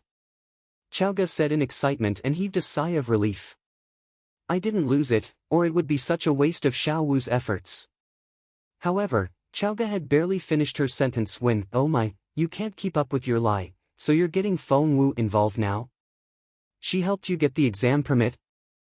Hahaha. Are you telling me that she was able to persuade all three members, Mr. Liu included? Duan Chaoyin decided that Chaoge had lost her mind, for that was such an unbelievable story. Tee, Duan Chaoyue tittered. Sister, don't put it that way. Chaoge put in a lot of effort to make up such a long story. Hahaha, I might actually believe her if she had said that someone else helped her with it. But Feng Wu, that genius turned useless Feng Wu. Oh God, Duan Chaoge, can you be any more delusional? Chaoge was so mad. She didn't want to talk to these people anymore and she turned to leave. But they wouldn't leave her alone. Stop right there. Chaoge ignored them. Where are you going? Duan Chaoyin frowned. To Xiao Wu's place, of course. Chaoge snorted. Duan Chaoyin frowned. I heard that good-for-nothing snuck back from northern border city. It seems. Chapter 553, Feng Wu in action. It seems that she's as useless as ever. Duan Chaoge, are you an idiot? Why are you still hanging out with her? Chaoge could stand it if she was the only one Duan Chaoyin insulted, but she had insulted Feng Wu. Chaoge spun around and slapped Duan Chaoyin in the face. She's not useless. The attack was so sudden and Chaoge's hand moved unbelievably fast. Duan Chaoyin had no time to react. She was dumbfounded. You. Both Duan Chaoyin and Duan Chaoyue had applied for Imperial College and were level 9 spiritual masters. After they realized what had happened, they charged at Chaoge at once. Since Chaoge had made a move, she wasn't going to back off now. Thump. Thump. Thump. A fight broke out right away. Chaoge was only a level 7 spiritual master now and she was no match for a level 9, let alone two of them. Thump. Thump. Thump. Before long, Chaoge had bruises all over her face and she took quite a few blows to the body as well. Duan Chaoyin smirked.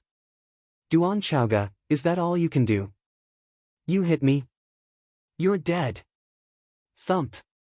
Duan Chaoyin slashed down with her palm turned sideways, and it landed right on Duan Chaoge's forehead. That hurt. Chaoge felt a dull pain in her head, her vision went dark, and she could see stars. Duan Chaoge, die. Duan Chaoyin pulled a dagger out of nowhere and stabbed down at Chaoge's heart. Duan Chaoyin was cold-blooded that way. Although Chaoge was her sister, she was going to kill the latter because of that slap. Duan Chaoge's head swam and she staggered about in all directions. She could barely keep her balance, let alone dodge the blade. It seemed that Chaoge would be stabbed to death. Right at that moment. Thud! A leaf flew down and hit Duan Chaoyin on her wrist. That hurt. Duan Chaoyin's grip loosened at the pain and the dagger dropped to the ground just before it reached Chaoge's chest. Meanwhile, Feng Wu stood on the wall. After Chaoge was gone for a while, Feng Wu recalled the complicated relationships in the Duan family and decided to check up on the girl. Feng Wu knew where Chaoge lived. Like herself, Chaoge had been given the most remote courtyard in the family. Hence, she had jumped onto the wall and was going to run along it to get to Chaoge's place. However, she saw what was happening before she entered the yard. Feng Wu was furious. How dare they bully Chaoge, her friend? She picked a leaf from a nearby tree. Luckily, Feng Wu could still think straight and she covered her face with a black scarf. She couldn't let anyone else know about her cultivation ability for now. Who's there? Duan Chaoyin realized what was going on and a murderous look flickered in her eyes. Looking up, she saw a masked person charging at her. You! That was all Duan Chaoyin could say. The masked person then smacked her on the forehead. Thud! It was such a formidable blow. Duan Chaoyin flew back and crashed into a nearby wall. Rumble! The ramshackle wall collapsed at the impact and the bricks buried Duan Chaoyin. Seeing this, Duan Chaoyue realized the danger and turned to run. However, she was only able to take a few steps when Feng Wu kicked up a stone and struck down with its sharp tip aimed at Duan Chaoyue's back. Ah! Duan Chaoyue cried out in surprise and fell forward on her face. What a sorry picture. Just then, Feng Wu sensed a great power surge out from deep inside the Duan family's house. Chapter 554, Xiao Wu. It's you. Seeing Duan Chaoyue fall on her face, Chaoge rushed over, climbed onto her back, and pounded Duan Chaoyue's head with her fist. Thump! Thump! Thump! The strikes were relentless. But Feng Wu could sense a formidable power coming their way. There was no time to think. Grabbing Chaoge, Feng Wu said, I like this chubby girl. She'll make a nice stew for my dinner, she's coming with me. After that, Feng Wu hurried off, dragging Chaoge along with her. Feng Wu and Chaoge had just jumped over the wall when a middle-aged man appeared in front of Duan Chaoyue. What's going on? Father! Duan Chaoyue looked up and saw that it was her awe-inspiring father. She wrapped her arms around his leg and burst into tears right away. Duan Hongyi was going to go after the intruder, but with Duan Chaoyue holding his leg, he couldn't move. Phew! Feng Wu only let out a breath of relief after they were away from the Duan family. She was only able to handle Duan Chaoyue and Duan Chaoyin that easily because she was a level 4 spiritual grandmaster and those two were only level 9 spiritual masters. There was no surprise there. However, the person that came afterwards was way above Feng Wu's level. She might be able to run away from him, but Chaoge would be in a lot of trouble. You can't eat me. I don't taste good at all. Chaoge stared at Feng Wu in alarm. Chaoge didn't recognize her. Feng Wu found the girl hilarious. She put on a long face and eyed Chaoge maliciously. Chubby girls like you are my favorite. I'll slow cook you on a pan until the grease sizzles.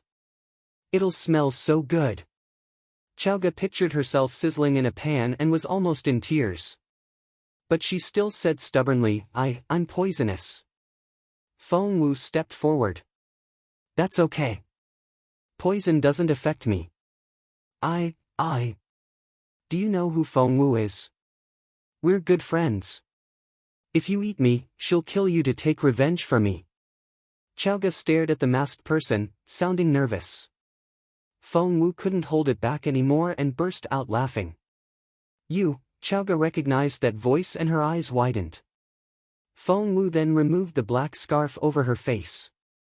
Xiao Wu. It's you. Chaoge stared at Feng Wu in disbelief. You. She hadn't detected any spiritual essence in Feng Wu all this time, so she just assumed that. She didn't realize that Feng Wu was such an advanced cultivator. Xiao Wu, you, Chaoge was more excited than if she had the ability herself. She ran up to Feng Wu and threw her arms around the latter. Xiao Wu, you smacked Xiaoying down and kicked Xiaoyue away in one go. Wow! Xiao Wu, you're incredible. What level are you now? Let me guess, are you a level 1 spiritual grandmaster? Feng Wu shook her head. Level 2, then? Feng Wu shook her head again. Level 3? Chaoge was thrilled. But Feng Wu still shook her head. Not anymore. Holy crap. You're a level 4 spiritual grandmaster. Oh my god. Chaoge's knees almost buckled. Feng Wu nodded. Yes, for now. For now. Chaoge smiled in resignation. A level 9 spiritual master is already good enough to qualify for the exam. Xiao Wu, you, Chaoge's cheeks flushed with excitement. Those people all think that you have no spiritual essence and they all laughed at you. Are they blind? No, I was as blind as them. Chaoge buried her face in her hands and smiled bitterly. I've been with you all this time, yet I had no idea how amazing you are.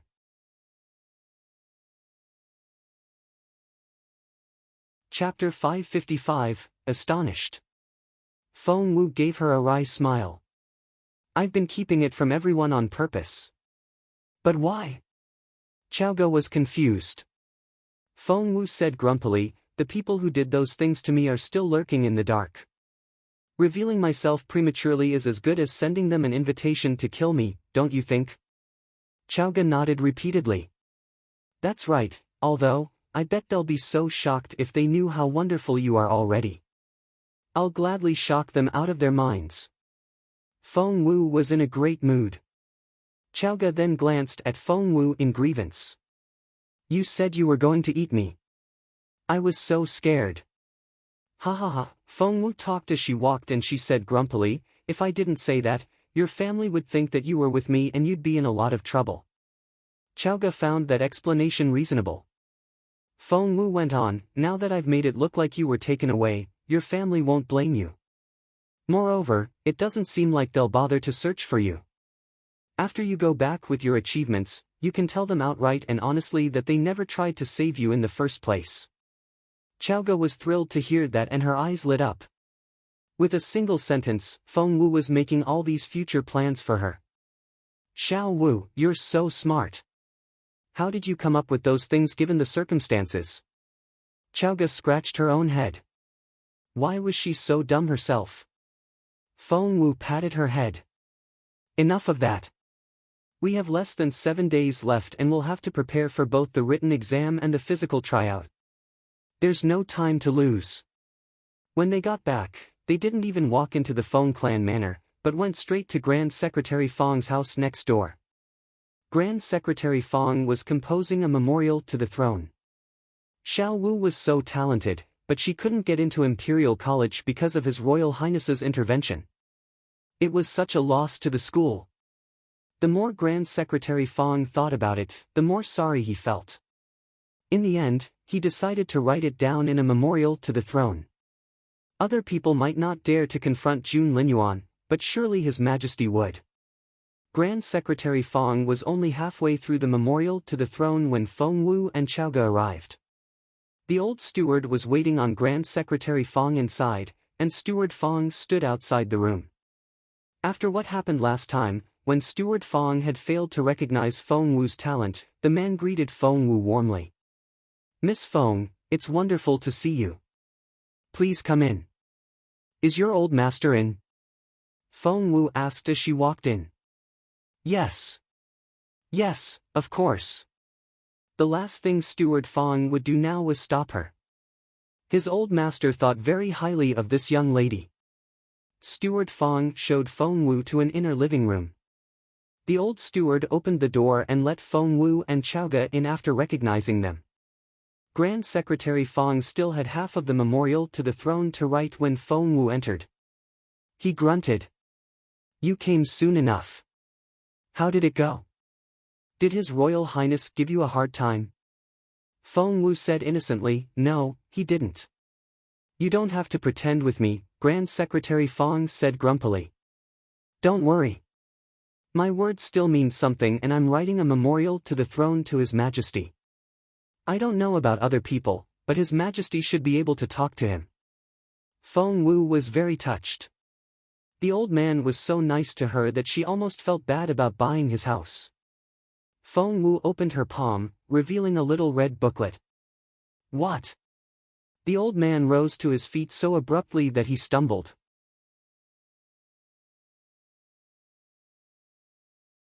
Chapter 556, You're Not a Cripple. Feng Wu reached out in a hurry and steadied him. Watch out! The old man snatched the red booklet from Feng Wu and opened it.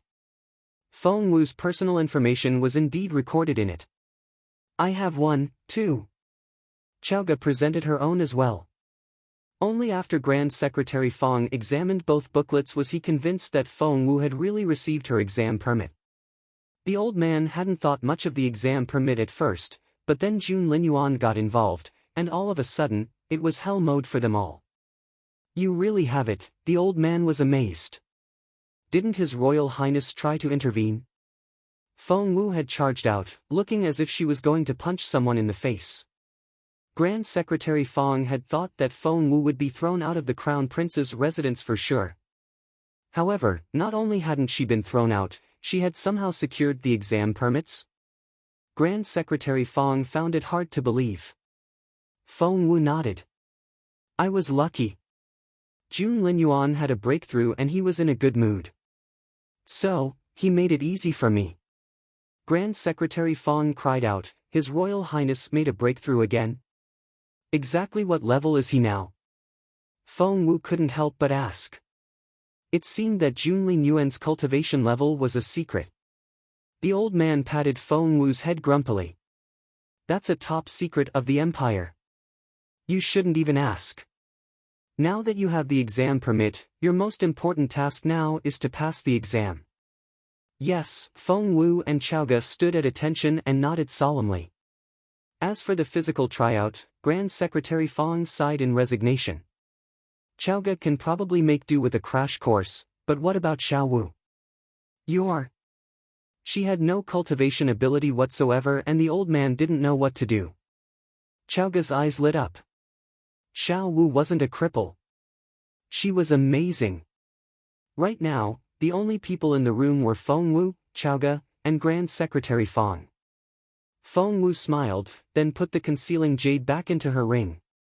If she hadn't seen the old man writing that memorial to the throne to Emperor Wu, she would never have realized how kind he was to her, which was why she decided to let him in on her secret. Grand Secretary Feng was deep in thought, trying to come up with some ideas to help Feng Wu.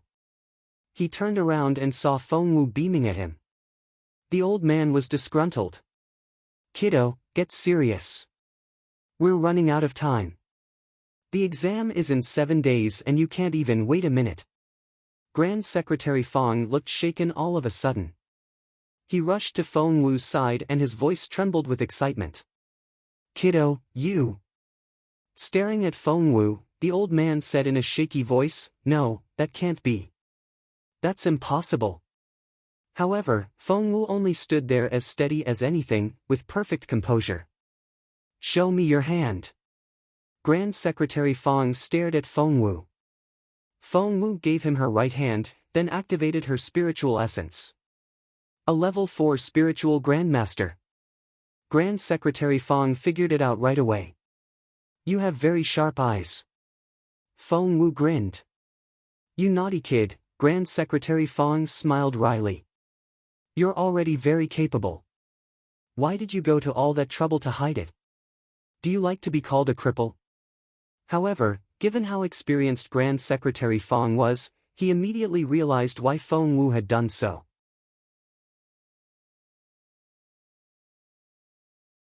Chapter 557, Exam Papers. He figured it out almost right away. There's another explanation for that incident, isn't there? By that incident, he obviously meant the one 5 years ago when Feng Wu lost her cultivation ability. Feng Wu said, yes. Grand Secretary Feng nodded.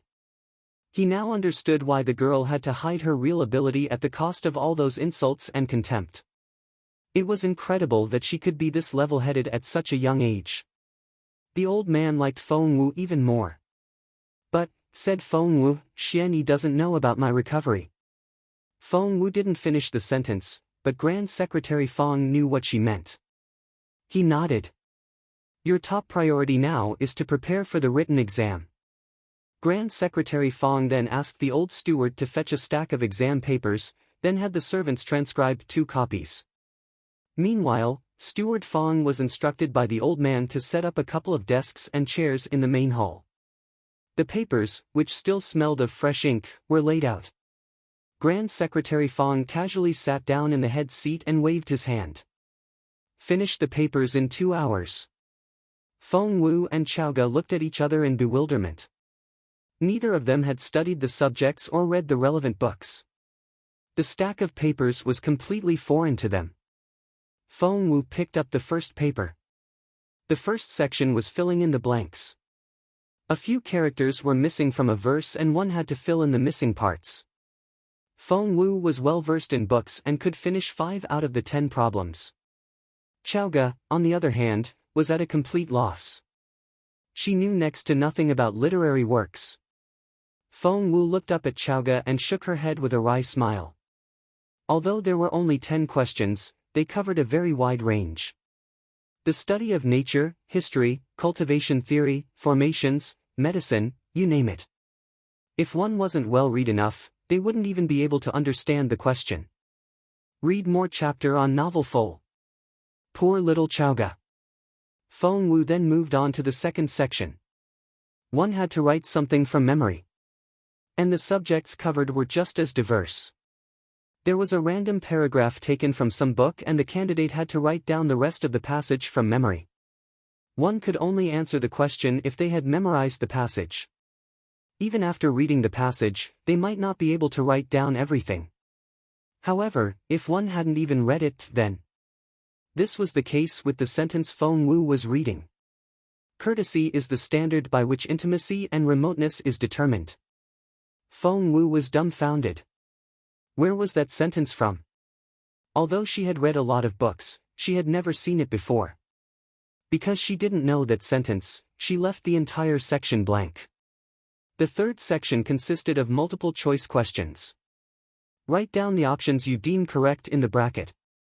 The answer is only correct when it contains all the correct options and only the correct ones. Feng Wu read the questions, then rubbed her forehead. They were incredible. The subjects mentioned covered everything from astronomy and the universe, to medicine refinement. No subject was left out, and candidates who weren't well read enough would fail miserably in this section. Section 4 was short answer questions. The name of a practice manual was mentioned and the candidate needed to elaborate on the theory, techniques, and innovations. The name of the manual on Feng Wu's paper was Ice Everywhere. Ice Everywhere. Feng Wu was elated.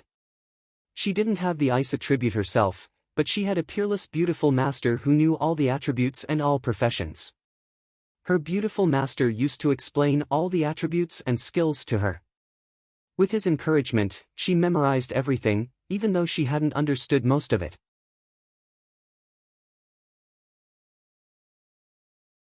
Chapter 558, My Score. Back then, Feng Wu used to be so confused and had to ask her master the reason for her memorizing all those theories and techniques. She wasn't going to have all of those attributes anyway. Her beautiful master told her that whether she had an attribute herself or not wasn't relevant, it was about recognizing her opponent's attributes and techniques. As the saying went, know the enemy and know yourself, and you can fight 100 battles with no danger of defeat. Hence, her beautiful master had urged her to learn all the techniques by heart. Back then, she had even talked to her master about making innovations to existing manuals. She had only been 5 or 6 and knew too little to innovate anything. Her beautiful master, however, was a different story. He was the man that could look down on the entire continent. He was like a god who stood on the clouds. If he wanted, nothing on this continent could escape his eyes. A casual comment on a practice manual could make men go wild with joy, or even create a grandmaster of a generation. Hence, Feng Wu was elated when she read the question for the fourth section. It was right up her alley. She wrote down her answer without hesitation. The fifth section was on auxiliary skills. From a list of questions related to auxiliary skills, one had to choose two and make improvements. The subjects covered formations, medicine refinement, sewing, smelting, and so forth. Feng Wu was looking at an incomplete formation. She soon saw that it was a medium-level formation, which could be turned into an advanced level 1 with some minor alterations. Given her formation skills, Feng Wu solved the problem in no time. The second question she chose was on medicine refinement, which she solved very quickly as well. Whoosh! Feng Wu didn't linger on any of the questions. She answered those she could answer, and as for those she couldn't, staring at them wouldn't change anything. After handing in the paper, Feng Wu turned around to look at Chaoge. Feng Wu had at least answered part of the first few sections and had done well in the last section. But Chaoge had chewed the end of her pen raw, but her paper remained blank. Chaoge looked up and her face reminded Feng Wu of a poor, sad spiritual pet. Feng Wu rubbed her forehead. Chaoge had a lot of work to do. After Feng Wu handed in her paper, Grand Secretary Feng began to correct it right away. The first section totaled 50 points and Feng Wu scored 25. The second section required her to write from memory, but since Feng Wu wasn't familiar with the text, she had left it blank, which meant she got a 0. Grand Secretary Feng wrote a big, round 0 on the paper with cinnabar. He then raised his head and gave Feng Wu a stern look. Feng Wu felt ashamed and bit her lower lip involuntarily. The third section was multiple choice questions. The requirement was very strict. The answer was only correct when all correct options and only the correct ones were selected. There were 10 questions in total and they could be on any subject. The frown on Grand Secretary Feng's face gradually eased as he read on. Feng Wu had answered 5 out of the 10 questions, and all 5 were correct. That was to say, as long as she knew the subject, she could get the correct answer. The 5 unanswered ones were on subjects she didn't know. Out of the total 50 points, Feng Wu got 25 again. Section 4 was short answer questions, and the candidate needed to elaborate on the theory, techniques, and innovations of the ice everywhere stance.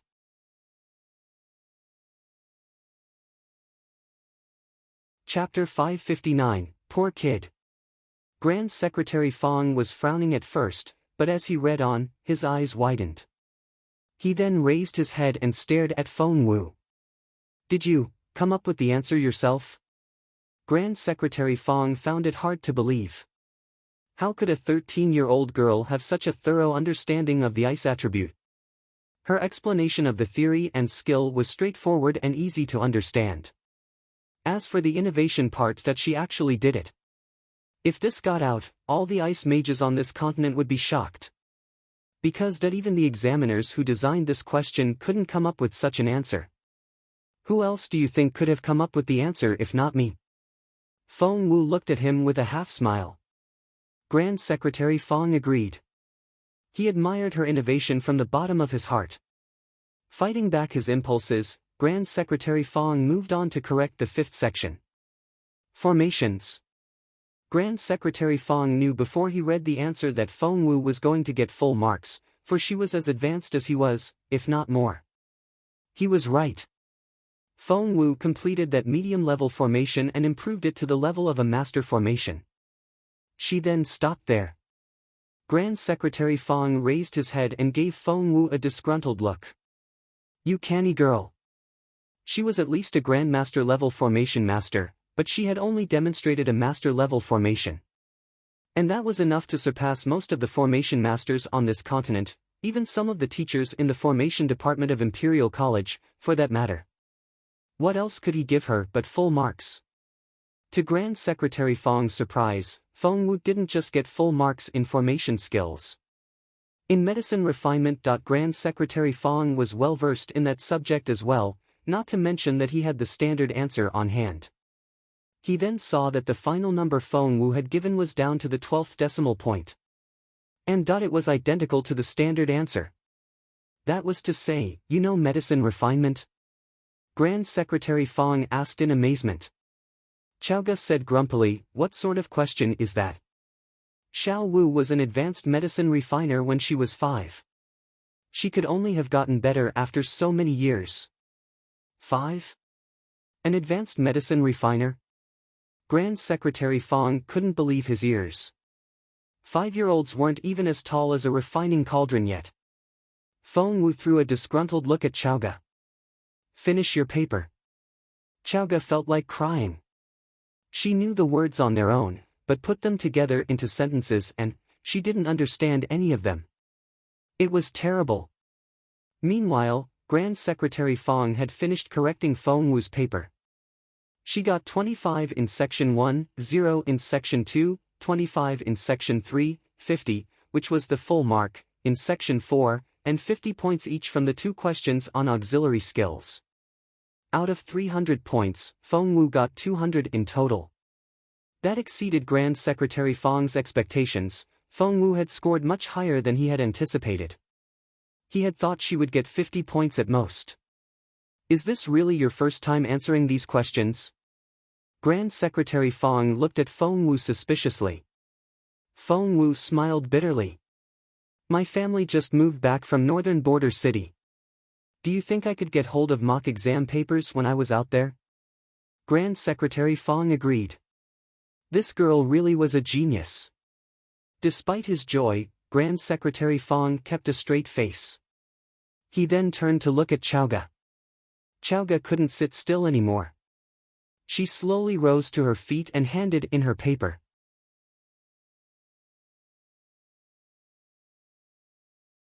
Chapter 560, Straight D Student. Grand Secretary Feng turned to Section 1 and it was blank. Section 2. Blank. Section 3. The old man's eyes were the size of saucers. And the sound of flipping pages was very loud. He would dart a look at Chaoge every now and then as he looked through her paper. Chaoge was still on the chubbier side, which gave her a tough look. However, she couldn't help but cringe at Grand Secretary Feng's stare and she tried to take cover behind Feng Wu. Grand Secretary Feng snorted grumpily. Seriously? You think she can shield you? Chaoge gave Grand Secretary Feng a pleading look. Get over here. Grand Secretary Feng snapped. Aggrieved, Chaoge turned to Feng Wu for help. Feng Wu could only rub her forehead in resignation. Her face was also twitching after looking at all those blank answer sheets. Grand Secretary Feng had picked up his cinnabar pen to correct the paper, but he got blank sheets from the beginning to the end. The old man didn't know what to say. Feng Wu didn't say anything either. Chaoge kept her silence, but took a small step back. Grand Secretary Feng glared at Chaoge. You. He wanted to say something, but words failed him. After doing this for so many years, this was the first time he had ever seen a completely unanswered exam paper. Read more chapter on novel full. Seeing how cross the old man was, Feng Wu poured him a cup of tea at once.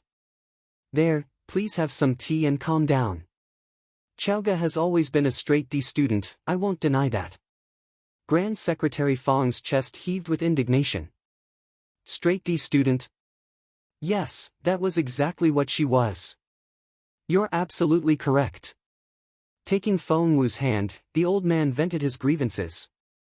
I've never met any student as hopeless as she is. How can she? Feng Wu rushed to the old man's side and massaged his shoulders in an ingratiating manner. Please don't get upset. Chaoge tends to go overboard on some subjects. Theory isn't her forte, but she's great in actual combat and very efficient in her cultivation. At least she's more than just empty talk, right? With proper education, there's no difference between students. I'm sure you'll teach her well. Grand Secretary Feng gulped down deep breaths, then said reluctantly, I'm going to have a stroke before I can do that. Nonsense. You'll live 1,000 years and more. Please help Chaoge. Please. Grand Secretary Feng gave Feng Wu a disgruntled look.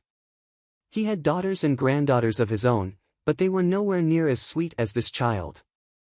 With a wave of his hand, Grand Secretary Feng said, "Fine, fine. I'll teach Chaoge as well, for your sake." Both Feng Wu and Chaoge were elated. After all, they only had 7 days left. Grand Secretary Feng said to Feng Wu, "You can worry about Chaoge later. You're not much better yourself. You got 200 points out of 300, which means you barely passed. But that won't put you in the top 1,000 students. Only the top 1,000 could qualify for the physical tryout. It's so competitive." The more Chaoge thought about it, the sadder she became. Xiao Wu had 200 points and she still couldn't get into the top 1,000. She herself couldn't answer a single question. What was she supposed to do? "Xiao Wu, I'm so sorry." Chaoge was so upset that she smacked herself on the head and stomped her foot. "You got me that exam permit after all those setbacks, but I'm so useless. I'm sorry, sorry." Overwhelmed with guilt, Chaoge began to cry. Feng Wu rubbed her head, but it only made Chaoge sadder, which upset Feng Wu as well.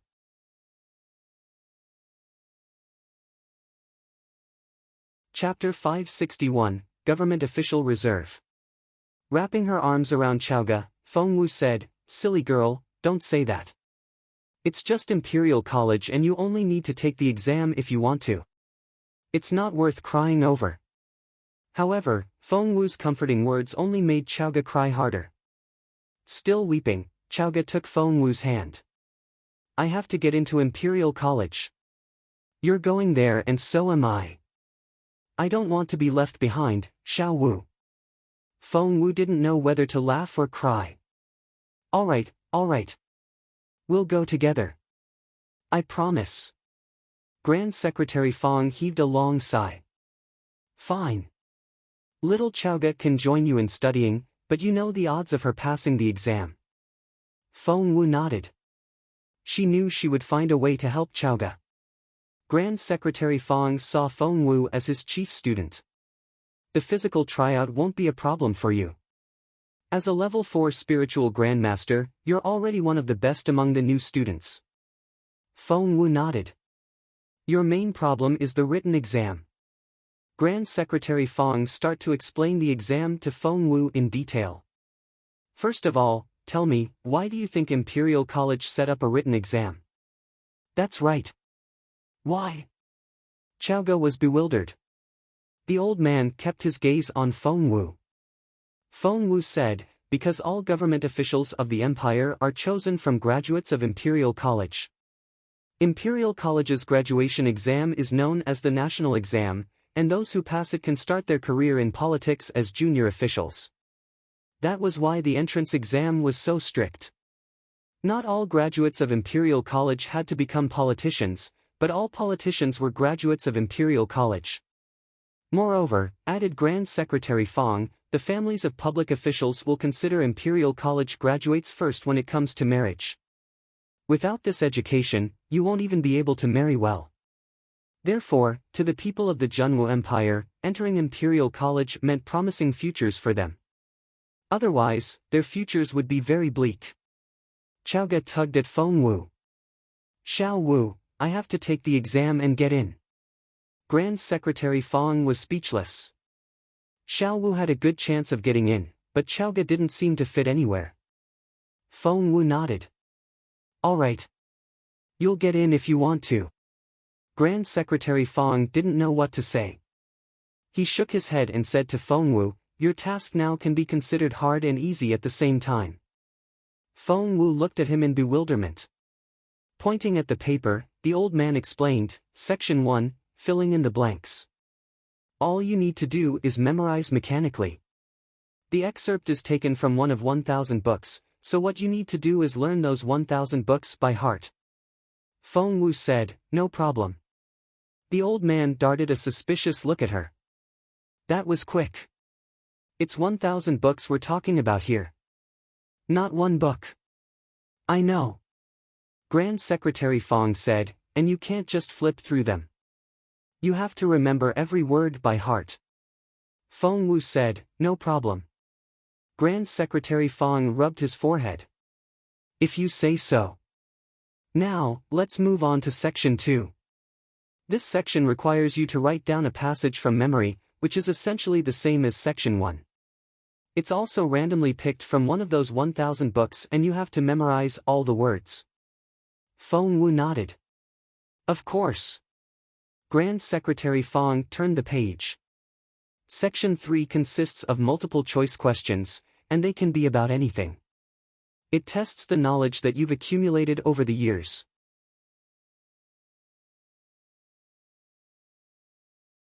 Chapter 562, That's Just the Way He Is. Xiao Wu, you have extensive knowledge of formations and cultivation theories, and you gave the correct answer to every single question on those subjects.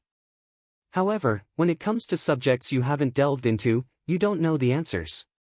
Feng Wu nodded earnestly. The old man was right.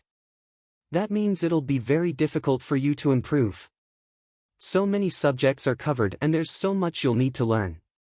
You won't have time to remember all the books. My advice is that you should give up on this section. Grand Secretary Feng was very straightforward. But Feng Wu only frowned. She didn't want to give up. Grand Secretary Feng went on flipping through the exam paper. You got full marks in Section 4. He gave Feng Wu a strange look. Apart from ice, do you know the other elements as well? Because her beautiful master had explained to her the elemental laws from a strategic point of view, to show Feng Wu a big picture of the entire continent. Feng Wu nodded. Yes.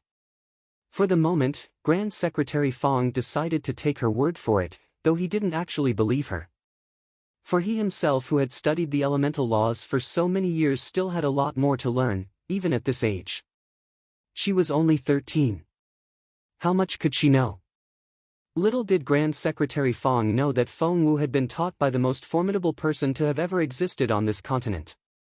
Because of your skills in formation and medicine refinement, you got full marks in Section 5 as well.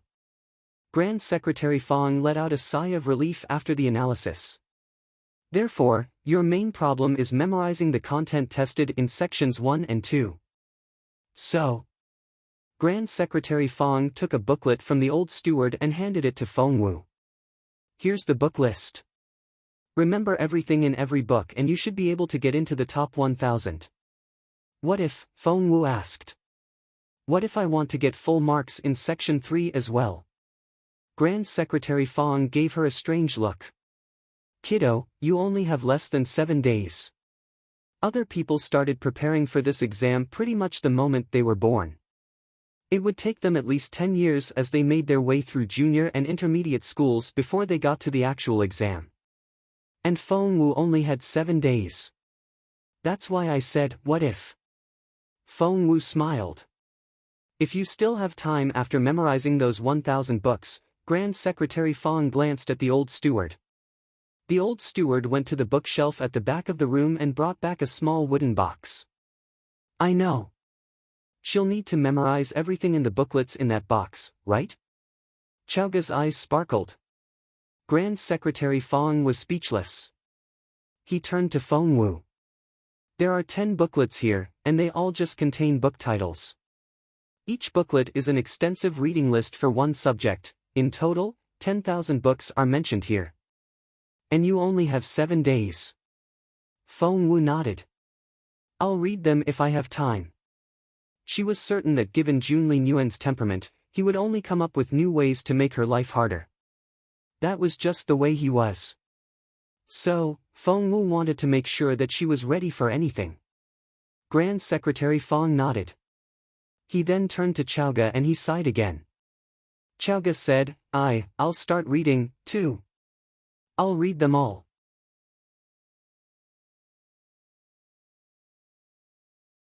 Chapter 563, Me. Duan Chaoge. Grand Secretary Feng waved his hand.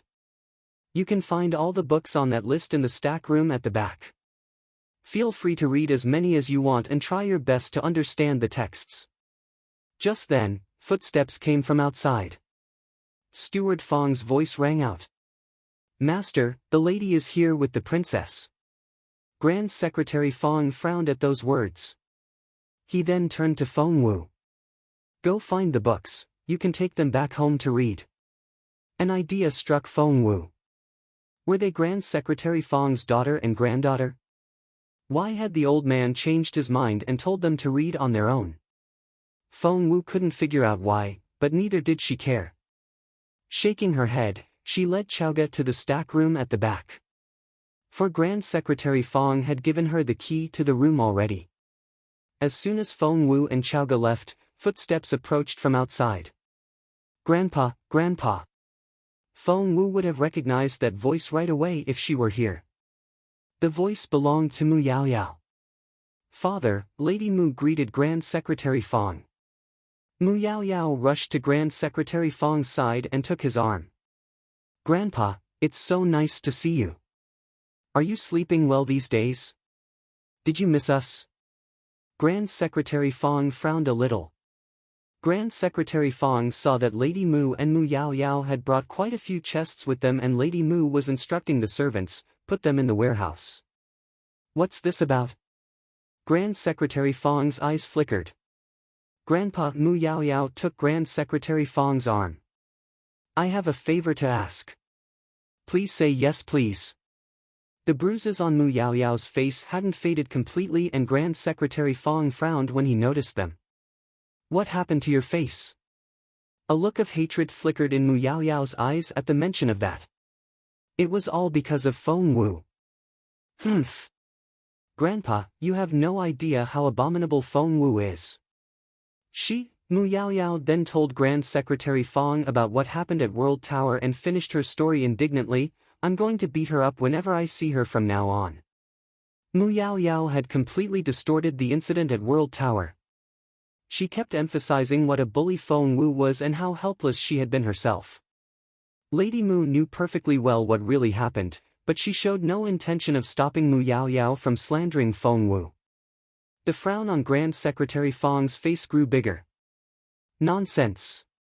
The Feng Wu he knew was clever, kind, and reasonable. She was nothing like the person Yao Yao described. Grand Secretary Feng didn't believe a word she said. It's Mu Yao Yao. Meanwhile, Feng Wu and Chaoge were heading for the front gate, each holding a stack of books. They heard Mu Yao Yao's accusations when they walked past the main hall. Mu Yao Yao. Feng Wu pricked up her ears. She called Grand Secretary Feng Grandpa. Come to think of it, Grand Secretary Feng was Xian Yi's grandfather, and Mu Yao Yao addressed Xian Yi as cousin. That was to say, Mu Yao Yao and Xian Yi's mothers were sisters.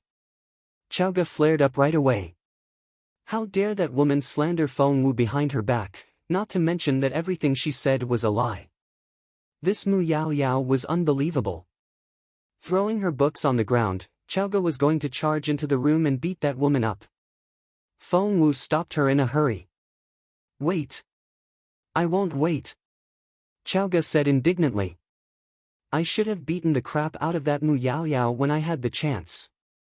She's slandering you behind your back. I hate it when people do that. Who's making all that noise out there? Lady Mu's stately voice came from inside. It's me. Duan Chaoge. Rolling up her sleeves, Chaoge charged into the main hall. Feng Wu didn't say anything either.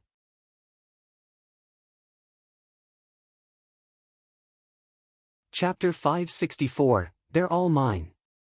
Well, what choice did Feng Wu have? If Chaoge wanted to fight, of course she couldn't stop her. She had to fight alongside her friend. Duan Chaoge? Mu Yao Yao was obviously baffled to see Chaoge. Looking past Chaoge, she spotted Feng Wu. Feng Wu. Mu Yao Yao looked like she wanted to kill someone. When enemies came face to face, their eyes blazed with hatred. Mu Yao Yao rushed toward Feng Wu and ranted, Feng Wu, what are you doing here?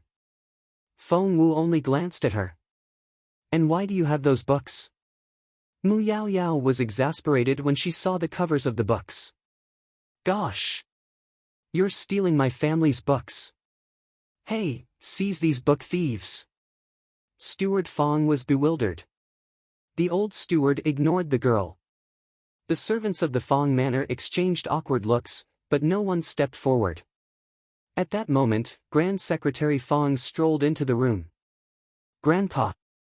Mu Yao Yao was almost in tears, for she thought that she was being humiliated. Grandpa, look! They're book thieves! And she's that Feng Wu! Chaoge exploded at those words. Resting her hands on her waist, she bellowed, "Who the hell are you calling book thieves? You're so full of bullshit!" Chaoge jabbed Mu Yao Yao in the chest with a finger as she shouted. Grandpa, Mu Yao Yao said in a pitiful voice. Lady Mu was displeased and commanded, "Take these two down. Read more chapter on novel full." The lady had been escorted by quite a few guards, who were ready to charge at Feng Wu and Chaoge. Stop! Grand Secretary Feng didn't raise his voice, but no one dared to challenge his authority. Instantly, all eyes were on him, and even Mu Yao Yao stopped her fake weeping. They didn't steal any books. Grand Secretary Feng drew back his arm from Mu Yao Yao's grip. The look Mu Yao Yao gave Feng Wu was filled with hatred. She then turned to Grand Secretary Feng. Grandpa, how did they even get in? Don't you know that Feng Wu is useless? She has no right to set foot in this house. Throw her out already.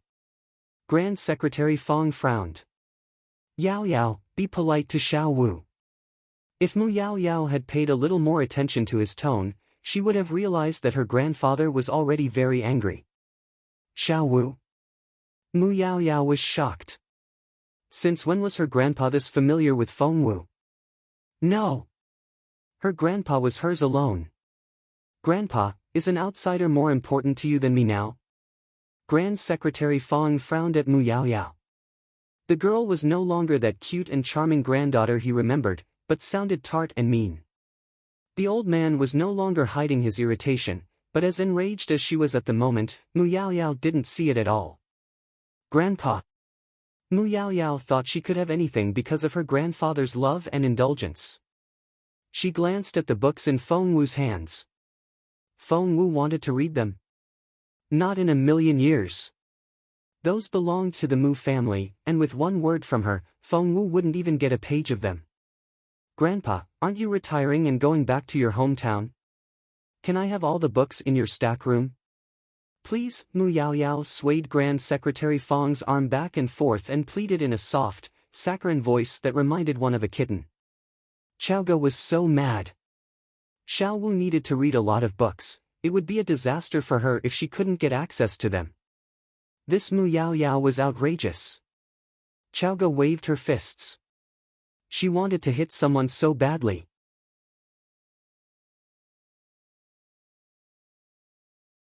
Chapter 565, Granduncle. Mu Yao Yao darted a defiant look at Feng Wu as she fawned over her grandfather. Yes, I'm turning everyone against you, Feng Wu. Bite me. Mu Yao Yao was over the moon. Feng Wu frowned and smirked. She then cupped her fists at the old man. If that's the case, sir, please leave those books to your granddaughter. Goodbye. After that, Feng Wu took Chaoge's hand and turned to leave. Wait. A cold, authoritative voice rang out behind Feng Wu. It was a voice that belonged to someone used to giving commands. Feng Wu turned around and looked at Grand Secretary Feng in bewilderment. Grand Secretary Feng stared at Mu Yao Yao. What do you need these books for? To read them, said Mu Yao Yao casually. I'm taking the exam for Imperial College this year and they'll be very helpful to me. Grandpa, please give them to me. No. Grand Secretary Feng refused her outright. Grandpa. Mu Yao Yao was baffled. And Lady Mu was as baffled as her daughter. Father. Grand Secretary Feng waved her off. Stop calling me your father. And you, too, Yao Yao. You need to address me as Granduncle from now on. What? It wasn't just Mu Yaoyao and Lady Mu, Feng Wu and Chaoge were equally baffled. Feng Wu and Chaoge exchanged looks. That was to say, Mu Yaoyao wasn't Grand Secretary Feng's granddaughter. Judging by what the old man said, he was the older brother of Mu Yaoyao's maternal grandfather. The four of them weren't the only ones who were shocked. Mu Yaoyao and Lady Mu had come here today with guests. They were a teenage boy and girl. Because of the row between Mu Yaoyao and Feng Wu, Mu Yaoyao hadn't had time to introduce the brother and sister to Grand Secretary Feng. The siblings were called Yao Hao and Yao Ying, and were from a wealthy merchant family that was very influential in the empire's business circle. However, they weren't as well connected in the political circle. It was common knowledge that the Mu and Feng families were joined through marriage. The children of the Yao family were taking the exam for Imperial College this year and were worried about not being able to get in. Hence, they had gone to the Mu family for help. Only the insiders knew how much the Yao family had paid the Mu family in return. Lady Mu and Mu Yaoyao had brought the siblings here today to introduce them to Grand Secretary Feng, hoping that the old man would show them some past papers and give them some useful tips. Mu Yaoyao thought that since her grandpa was one of those who designed the exam questions, everyone would be happy if he could give them a few tips, or even tell them what would be in the exam paper this year.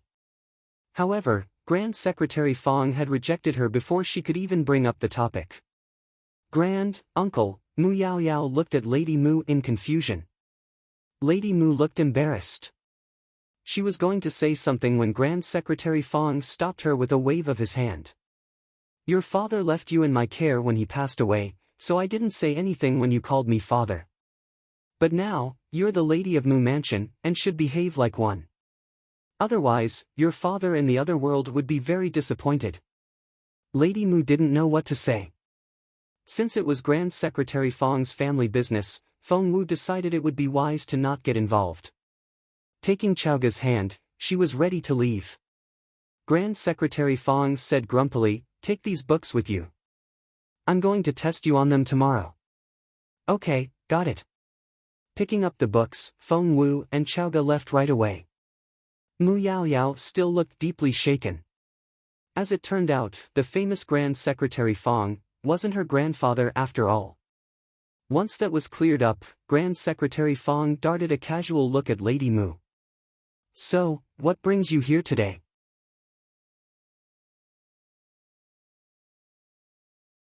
Chapter 566, Work Hard. Lady Mu said awkwardly. These two kids are Yao Hao and Yao Ying from the Yao family. They're taking the exam for Imperial College this year and came to me for help. That's why I brought them here to you. Grand Secretary Feng knew perfectly well that this was a very lucrative favor for the Mu family. With what the Yao family had given them, if he didn't give something substantial in return, the Yao family wouldn't leave the matter at that. By then, he himself would be criticized. The old man was anything but foolish. There was no way he would get himself into that. Grand Secretary Feng was a proud old man who wouldn't hesitate to turn people away if he didn't like them. Hence, putting his hands behind his back, he raised his chin, then waved his hand. I don't teach. Please leave. After that, he turned around and strolled off. Steward Feng and the old steward mocked inwardly. Weren't you so enthusiastic about teaching Miss Feng Wu just then? Just admit it, you don't like these people. Mu Yaoyao and Lady Mu had yet to recover from the first round of humiliation, and were humiliated once again. Father. I mean, uncle, Lady Mu could feel the strange looks the Yao siblings were giving her. She tried to follow Grand Secretary Feng inside to talk to him. But Grand Secretary Feng only waved her off. Take all your things with you. Feng Yuan. Yes. Steward Feng went to him in a hurry. Starting from today, I'm not receiving any guests. Close the front gate and don't let anyone in. After leaving the instruction, Grand Secretary Feng went back inside. Once Feng Wu and Chaoge were back at the Feng Manor. Feng Wu started reading right away. Chaoge started reading with her, but she was precisely the straight D student she was said to be. Before long, she started yawning until tears ran down her cheeks. She began to doze off.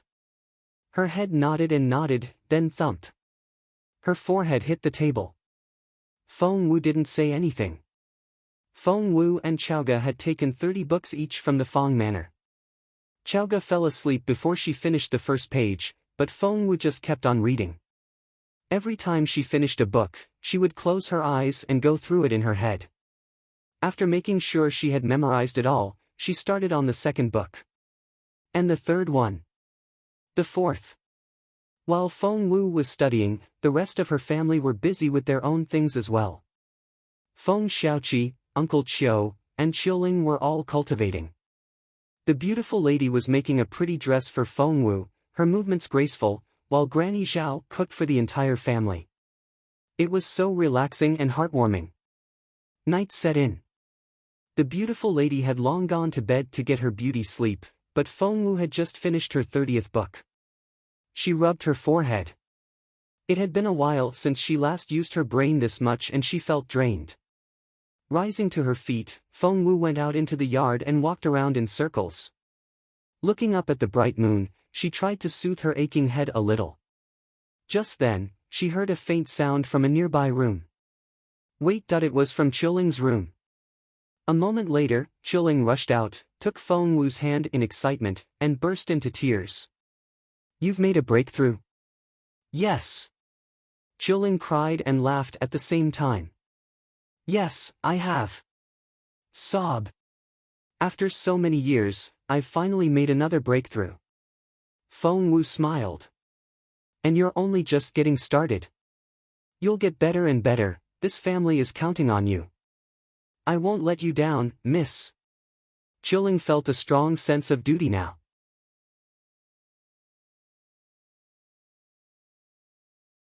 Chapter 567, A Genius. Seeing Qiuling run off in excitement, Feng Wu grinned. Things would only get better from now on. For everyone was making progress. The cold night air cleared Feng Wu's head a little, so she went back to the table and picked up the 31st book. Feng Wu was currently reading books on the astronomical calendar. They were obscure, dry as dust, and difficult to comprehend. But what could be more obscure and drier than formation theories? If that hadn't stopped her, this was nothing. Feng Wu went on reading as she told herself this in her head. Feng Wu memorized all 60 books in a single night and was able to bring everything together and understand them thoroughly. Chaoge, on the other hand, was still sleeping. Feng Wu rubbed her forehead. It seemed she really needed to figure out a way for the girl. The following day, Feng Wu and Chaoge jumped over the wall and landed in the manor next door. Miss Wu. Steward Feng was waiting by the wall and he gave Feng Wu a wry smile. Miss Wu, I'm afraid you'll have to leave. Ha! Feng Wu looked at Steward Feng in bewilderment. Smiling bitterly, Steward Feng told them about the incident with the Yao siblings the day before. He then said to Feng Wu, my master said that starting from today, we won't be receiving any guests, so. Feng Wu and Chaoge looked at each other. Seriously? The old man told them to come back today himself. How could he change his mind all of a sudden? Cough. Grand Secretary Feng was taking a walk after breakfast and was headed this way when he saw Feng Wu and Chaoge jump over the wall. He arrived just in time to hear Steward Feng's words. Grand Secretary Feng cleared his throat. The old steward took the hint right away and cast a stern look at Steward Feng. Miss Feng Wu and Miss Duan here aren't guests. Steward Feng was speechless.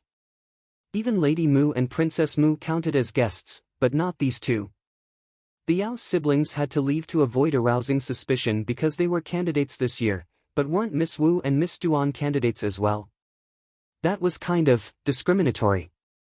Inwardly, Steward Feng smiled bitterly and said a silent prayer for Princess Mu.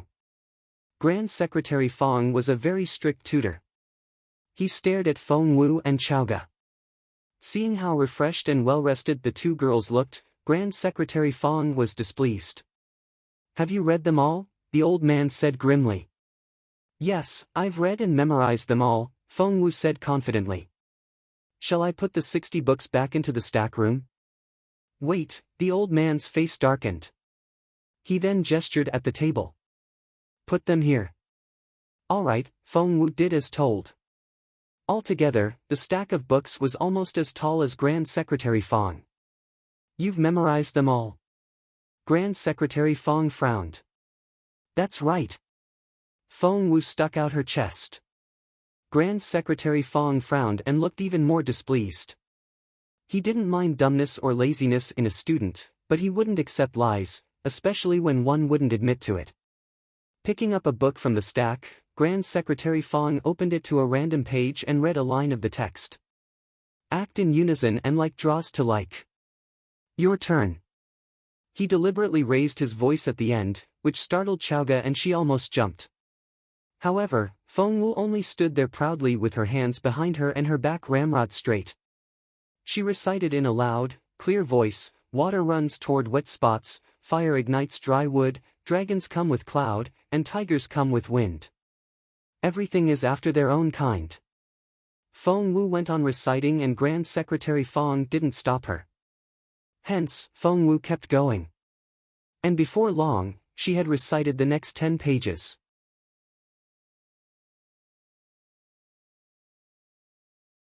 Chapter 568, Xiao Wu, you're the best.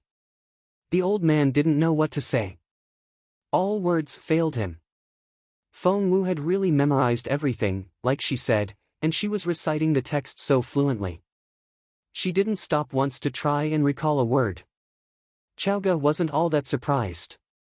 Growing up with Feng Wu, she had gotten used to such wonders at an early age. A belief took root in her mind when she was little, and it could now no longer be shaken. That belief was, Feng Wu was omnipotent.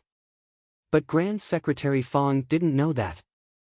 He was astonished by how exceptionally retentive Feng Wu's memory was. As the General Secretary of the Empire, and working in a place like Imperial College where all kinds of talented people showed up all the time, he had seen his fair share of genius. However, he didn't want to give in yet. Was it possible that the first book in the stack was the one she had memorized the best? Grand Secretary Feng picked a random book from the stack, opened it, and chose a random paragraph. Kunlun is located in the northwest, where the Empire's temporal palace stands. Feng Wu's eyes lit up. The previous one was the Book of Changes, and this one was the Classic of Mountains and Rivers. Feng Wu searched her memory and the sentences after that flowed out. Kunlun has a circumference of 800 li and is very high and steep. A tree grows on it, which is over 13 m tall and so thick that 5 people can just get their arms around it. 9 wells are. Feng Wu's recitation was rhythmic and fluent. It was impeccable. Grand Secretary Feng chose several other books and tested Feng Wu on every single one of them. Only then was he forced to admit that Feng Wu had indeed memorized everything well. You, Grand Secretary Feng's lips quivered a little. You really haven't read any of these books before? Feng Wu shrugged. In the paper yesterday was the sentence, when all 8 musical instruments are in harmony and the right order, gods and humans alike will be in harmony as well. If I had read those books before, I would have been able to answer those questions. Feng Wu had never read books on these subjects before, and everything she knew was related to cultivation. There was a blank in her knowledge and she was just starting to fill it in. Grand Secretary Feng agreed. Read more chapter on novel full. You really are an amazing kid. Grand Secretary Feng, who had always been stingy with his compliments, couldn't help but be amazed now. He then asked Feng Wu if she had any paragraph that she didn't understand, which he then explained, making sure that she had a thorough understanding of it. While the old man and the teenage girl were absorbed in learning, Chaoge was yawning in boredom.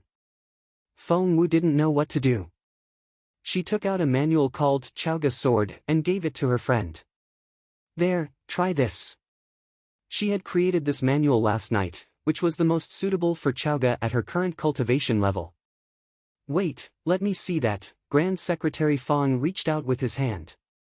And the booklet ended up in his hand. Grand Secretary Feng began to flip through it. He only nodded appreciatively in the beginning, but soon, his eyes widened and he looked up at Feng Wu. Where did you get this? Chaoge moved closer. Why, It's called Chaoge's sword, so it had to have been customized for me. It's my own and I'm going to learn it. Feng Wu said grumpily, I made it for you last night after I finished reciting the books. Of course it's specially made for you. I even named it after you. Wow, Xiao Wu, you're the best. I love you so much. Chaoge threw her arms around Feng Wu and wouldn't let go. Feng Wu patted her on the shoulder. Shouldn't you be practicing now? Yes. Of course. Chaoge snatched the manual back from Grand Secretary Feng and ran off. The old man didn't know what to say.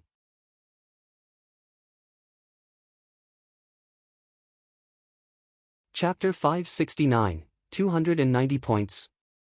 That's a lot of trust she put in you, Grand Secretary Feng said admiringly. After all, the manual had been written by a mere 13-year-old girl. No one in their right mind would be able to believe it.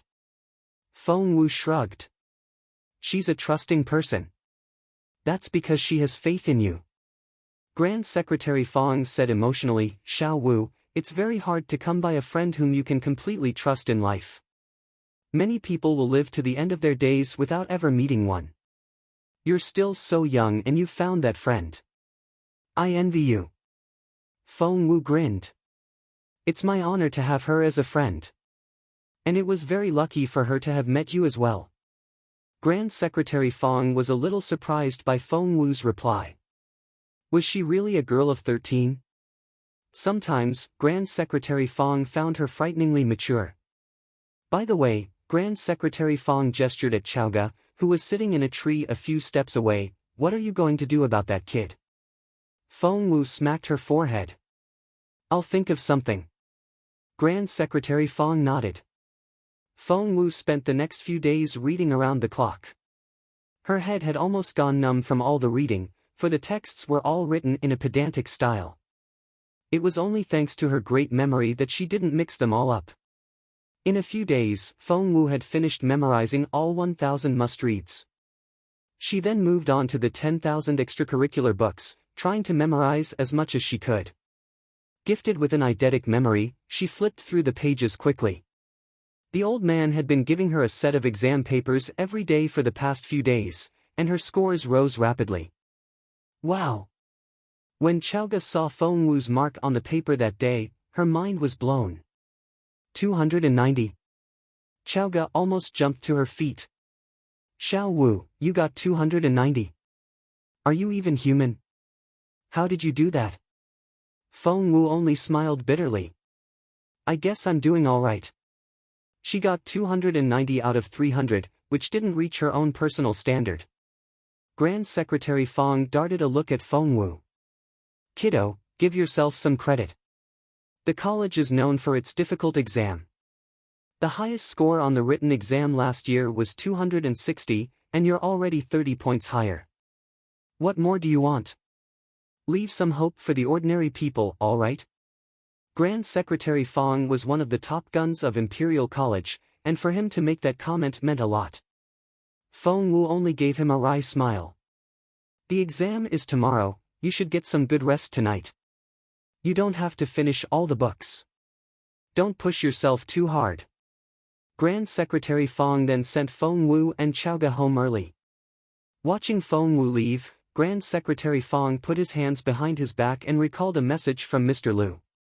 Yu Minji, the one who's as famous as Jun Linyuan, is taking the exam this year as well. General Secretary Feng smiled in resignation. It seemed that Xiao Wu wasn't going to get the top mark this year. Feng Wu had no idea that Yu Minji was a candidate as well. She and Chaoge took the last 100 books back home. Sitting down on the carpet, Feng Wu grabbed a book and started reading. 1 book. 2 books. 3. She didn't even have time to eat, and Chaoge had to feed her with a spoon. Although Chaoge was still handing in blank sheets, she had gone through a second round of detoxification already. Following that, she was down from 75 kilograms to 60 kilograms.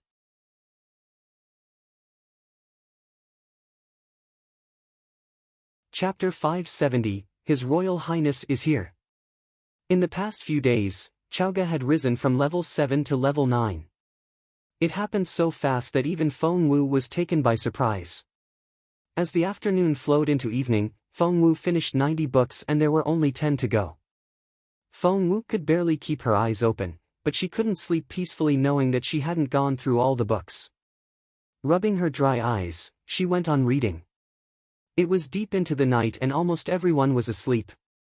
Bent over the table, Chaoge was already fast asleep. Feng Wu was still reading assiduously. The Crown Prince's residence. Linyuan had been shut in seclusion these days. After that hard-earned breakthrough, he needed some time alone to consolidate what he had learned. Walking out of the magma cave, Linyuan looked stunning with his straight eyebrows and bright eyes. With his back to the glare of the flame, he gave off such an intimidating and relentless air that anyone would drop to their knees at his presence. Your Royal Highness, Feng looked proudly at the Crown Prince, whom he had raised single-handedly. The poker-faced little boy had grown into a poker-faced teenager. It was just that Feng noticed that the Crown Prince looked more human now. Did it have something to do with Miss Wu?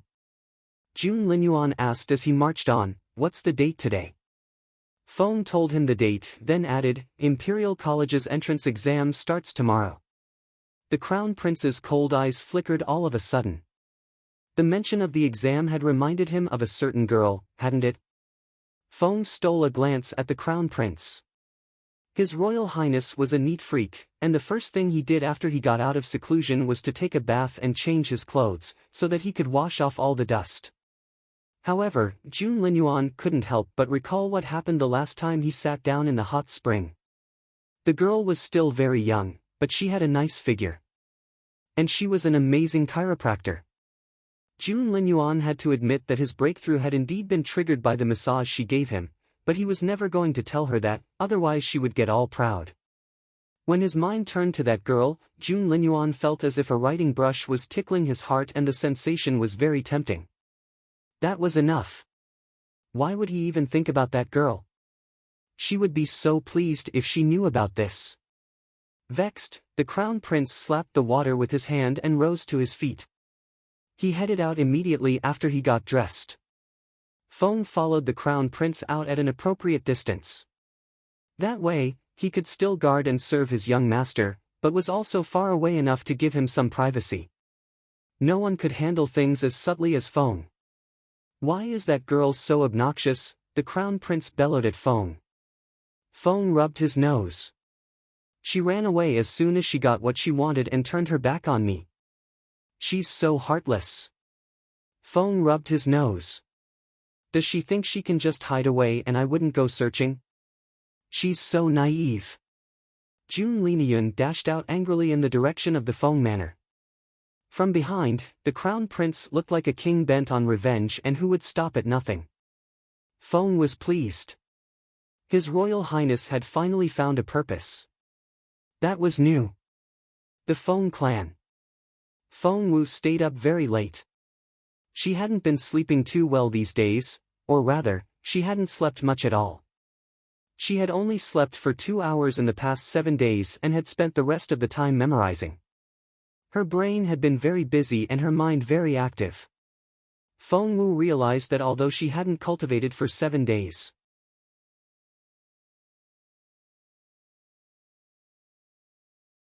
Chapter 571, Incoming Crown Prince in 5 seconds. Although she hadn't cultivated in the past 7 days and had devoted all her attention to the books, reading assiduously had actually cleared her head and significantly strengthened her mind. That was an achievement much harder to obtain than a breakthrough in cultivation. What was more, Feng Wu even felt the urge to break through right then. She was going to put down her book and do that when she heard a tiny sound outside. Someone was there. Feng Wu frowned and turned her sharp gaze to the window. The window was open, revealing a handsome teenage face with pretty features. The teenager beamed, reminding her of the brightest sunlight. "You Minji." Staring at the teenager, who rested his chin on his hands and grinned at her from outside her window, Feng Wu asked in bewilderment, "What are you doing here in the middle of the night? Aren't you going to invite me in?" The boy greeted Feng Wu with a wide smile. Feng Wu rolled the eyes. "It's too late and I shouldn't have male visitors at this hour." So, no. Yu Minji pouted, looking rather aggrieved. Why did you show up here at such a late hour? Speak. I don't want to, Yu Minji said grumpily, still pouting. Feng Wu made a gesture to close the window. Hey, wait. Wait, you're so boorish. Be patient, will you? Fine, I'll tell you. Now. You're so mean, Yu Minji gave Feng Wu an accusing look with his big pretty eyes. Alright. I'll tell you. I'm taking the entrance exam for Imperial College tomorrow, and I want you to see me off at the gate. I want to hear you cheer for me and wish me good luck. Feng Wu said, you need someone to see you off for an exam? Yu Minji looked like an abandoned puppy.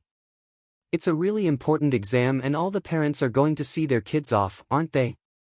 My family is on the other side of the continent. Won't you come with me? He might sound like the saddest creatures in the world, but Feng Wu didn't believe a word of it. Your family has the ability to claim its independence from the Zhenwu Empire. Don't tell me they can't get you a place in Imperial College. Taking the exam? Are you kidding me? Feng Wu snapped. But I don't want to get into that comprehensive college that's just for foreign students. I prefer the martial arts department. Yu Minji kept his unblinking gaze on Feng Wu. Feng Wu nodded. Yu Minji narrowed his eyes. Do you know why I applied for Imperial College and why I'm insisting on getting into the martial arts department? Why? Yu Minji almost choked on his own spit. Taking a deep breath, he said, Little Feng Wu, I said all those things because I was waiting for you to tell me yourself. What a coincidence.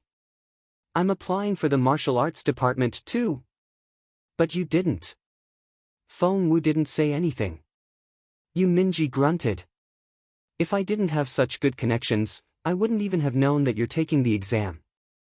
I was this close to missing the registration deadline. You heartless woman. He rubbed Feng Wu's head as he spoke, disheveling her already messy hair. Feng Wu pushed him away. Don't touch my hair.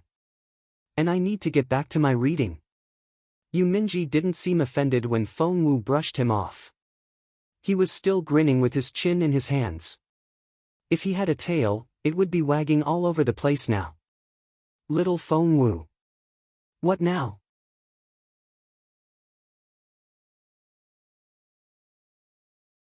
Chapter 572, The Wall-Climbing Crown Prince. Yu Minji said in a righteous tone, I'm only going to Imperial College to protect you, so that you won't be bullied. And that means you have to be really nice to me from now on. Feng Wu took a deep breath. Don't go, then. Yu Minji grunted. You dishonest girl. I know you're rejoicing secretly, aren't you? Feng Wu said, no. That successfully silenced Yu Minji. He then mussed Feng Wu's hair like a mischievous boy. Hey, stop it, Feng Wu wasn't his match physically and couldn't stop his mischief. Her hair was in a complete mess and she was so mad. Hahaha, seeing Feng Wu's disheveled hair, Yu Minji guffawed. He found the girl so cute that he wanted to take her back home. However, he cringed when he saw the murderous look in her eyes. He then fled the scene. Yu Minji. Stop right there. Feng Wu stomped her foot. But Yu Minji only ran faster. Before Feng Wu knew it, the guy had disappeared into the night. Feng Wu clenched her fists. You won't be so lucky next time. Turning around, Feng Wu saw that Chaoge was bent over the table and fast asleep. Drooling, she hadn't even woken up at all the noise. Feng Wu didn't know what to say. It seemed that nothing worried the girl. Feng Wu loosened her hair, tied it into a simple ponytail, then sat down on a rush cushion, ready to make a breakthrough. She was already a level 4 spiritual grandmaster, and a breakthrough would take her to level 5. However, little did she know that Linyuan was on his way here. And what was even more unexpected was that Yu Minji had spotted Linyuan. The Crown Prince had finally come up with an excuse to see Feng Wu and was hurrying this way in a foul mood. When Linyuan arrived at the scene, enraged, Yu Minji was about to jump onto the wall. Sensing a powerful cultivator approaching, Yu Minji instinctively backed into a corner and hid behind a bush. The crown prince was so preoccupied thinking of ways to make Feng Wu plead to him once he saw her that he ignored everything else. Access web novel. Live if you like watching manga, comics. Feng noticed, but didn't think it was a big deal. So, he didn't alert his young master. Yu Minji was baffled. What the heck? Why had Jun Linyuan shown up in the Feng manor in the middle of the night? Why wasn't he entering through the main gate like a crown prince should? Why was he climbing the wall as well? Yu Minji decided not to go back just yet, for he was worried. He recalled how mean Jun Linyuan was to Xiao Wu. Nothing she did seemed good enough for him and he was horrible to her.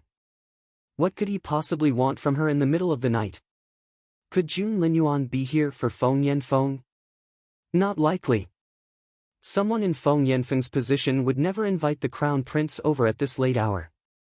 Could he be here to pick on little Feng Wu, then? At that thought, Yu Minji decided that he wasn't going anywhere. He was worried about Feng Wu's safety. He walked on tiptoe toward Fallen Star Yard, making sure to be as quiet as possible. Then, under the silver moonlight, Yu Minji made a shocking discovery. Jun Linyuan. The aloof, proud crown prince of the empire had just jumped onto the wall. He then landed on the other side in Feng Wu's yard. Yu Minji. Instead of going in through the window, Jun Linyuan pushed Feng Wu's door open. It was a critical moment in Feng Wu's breakthrough. She could have done it a moment ago, but Yu Minji had shown up and forced her to pause.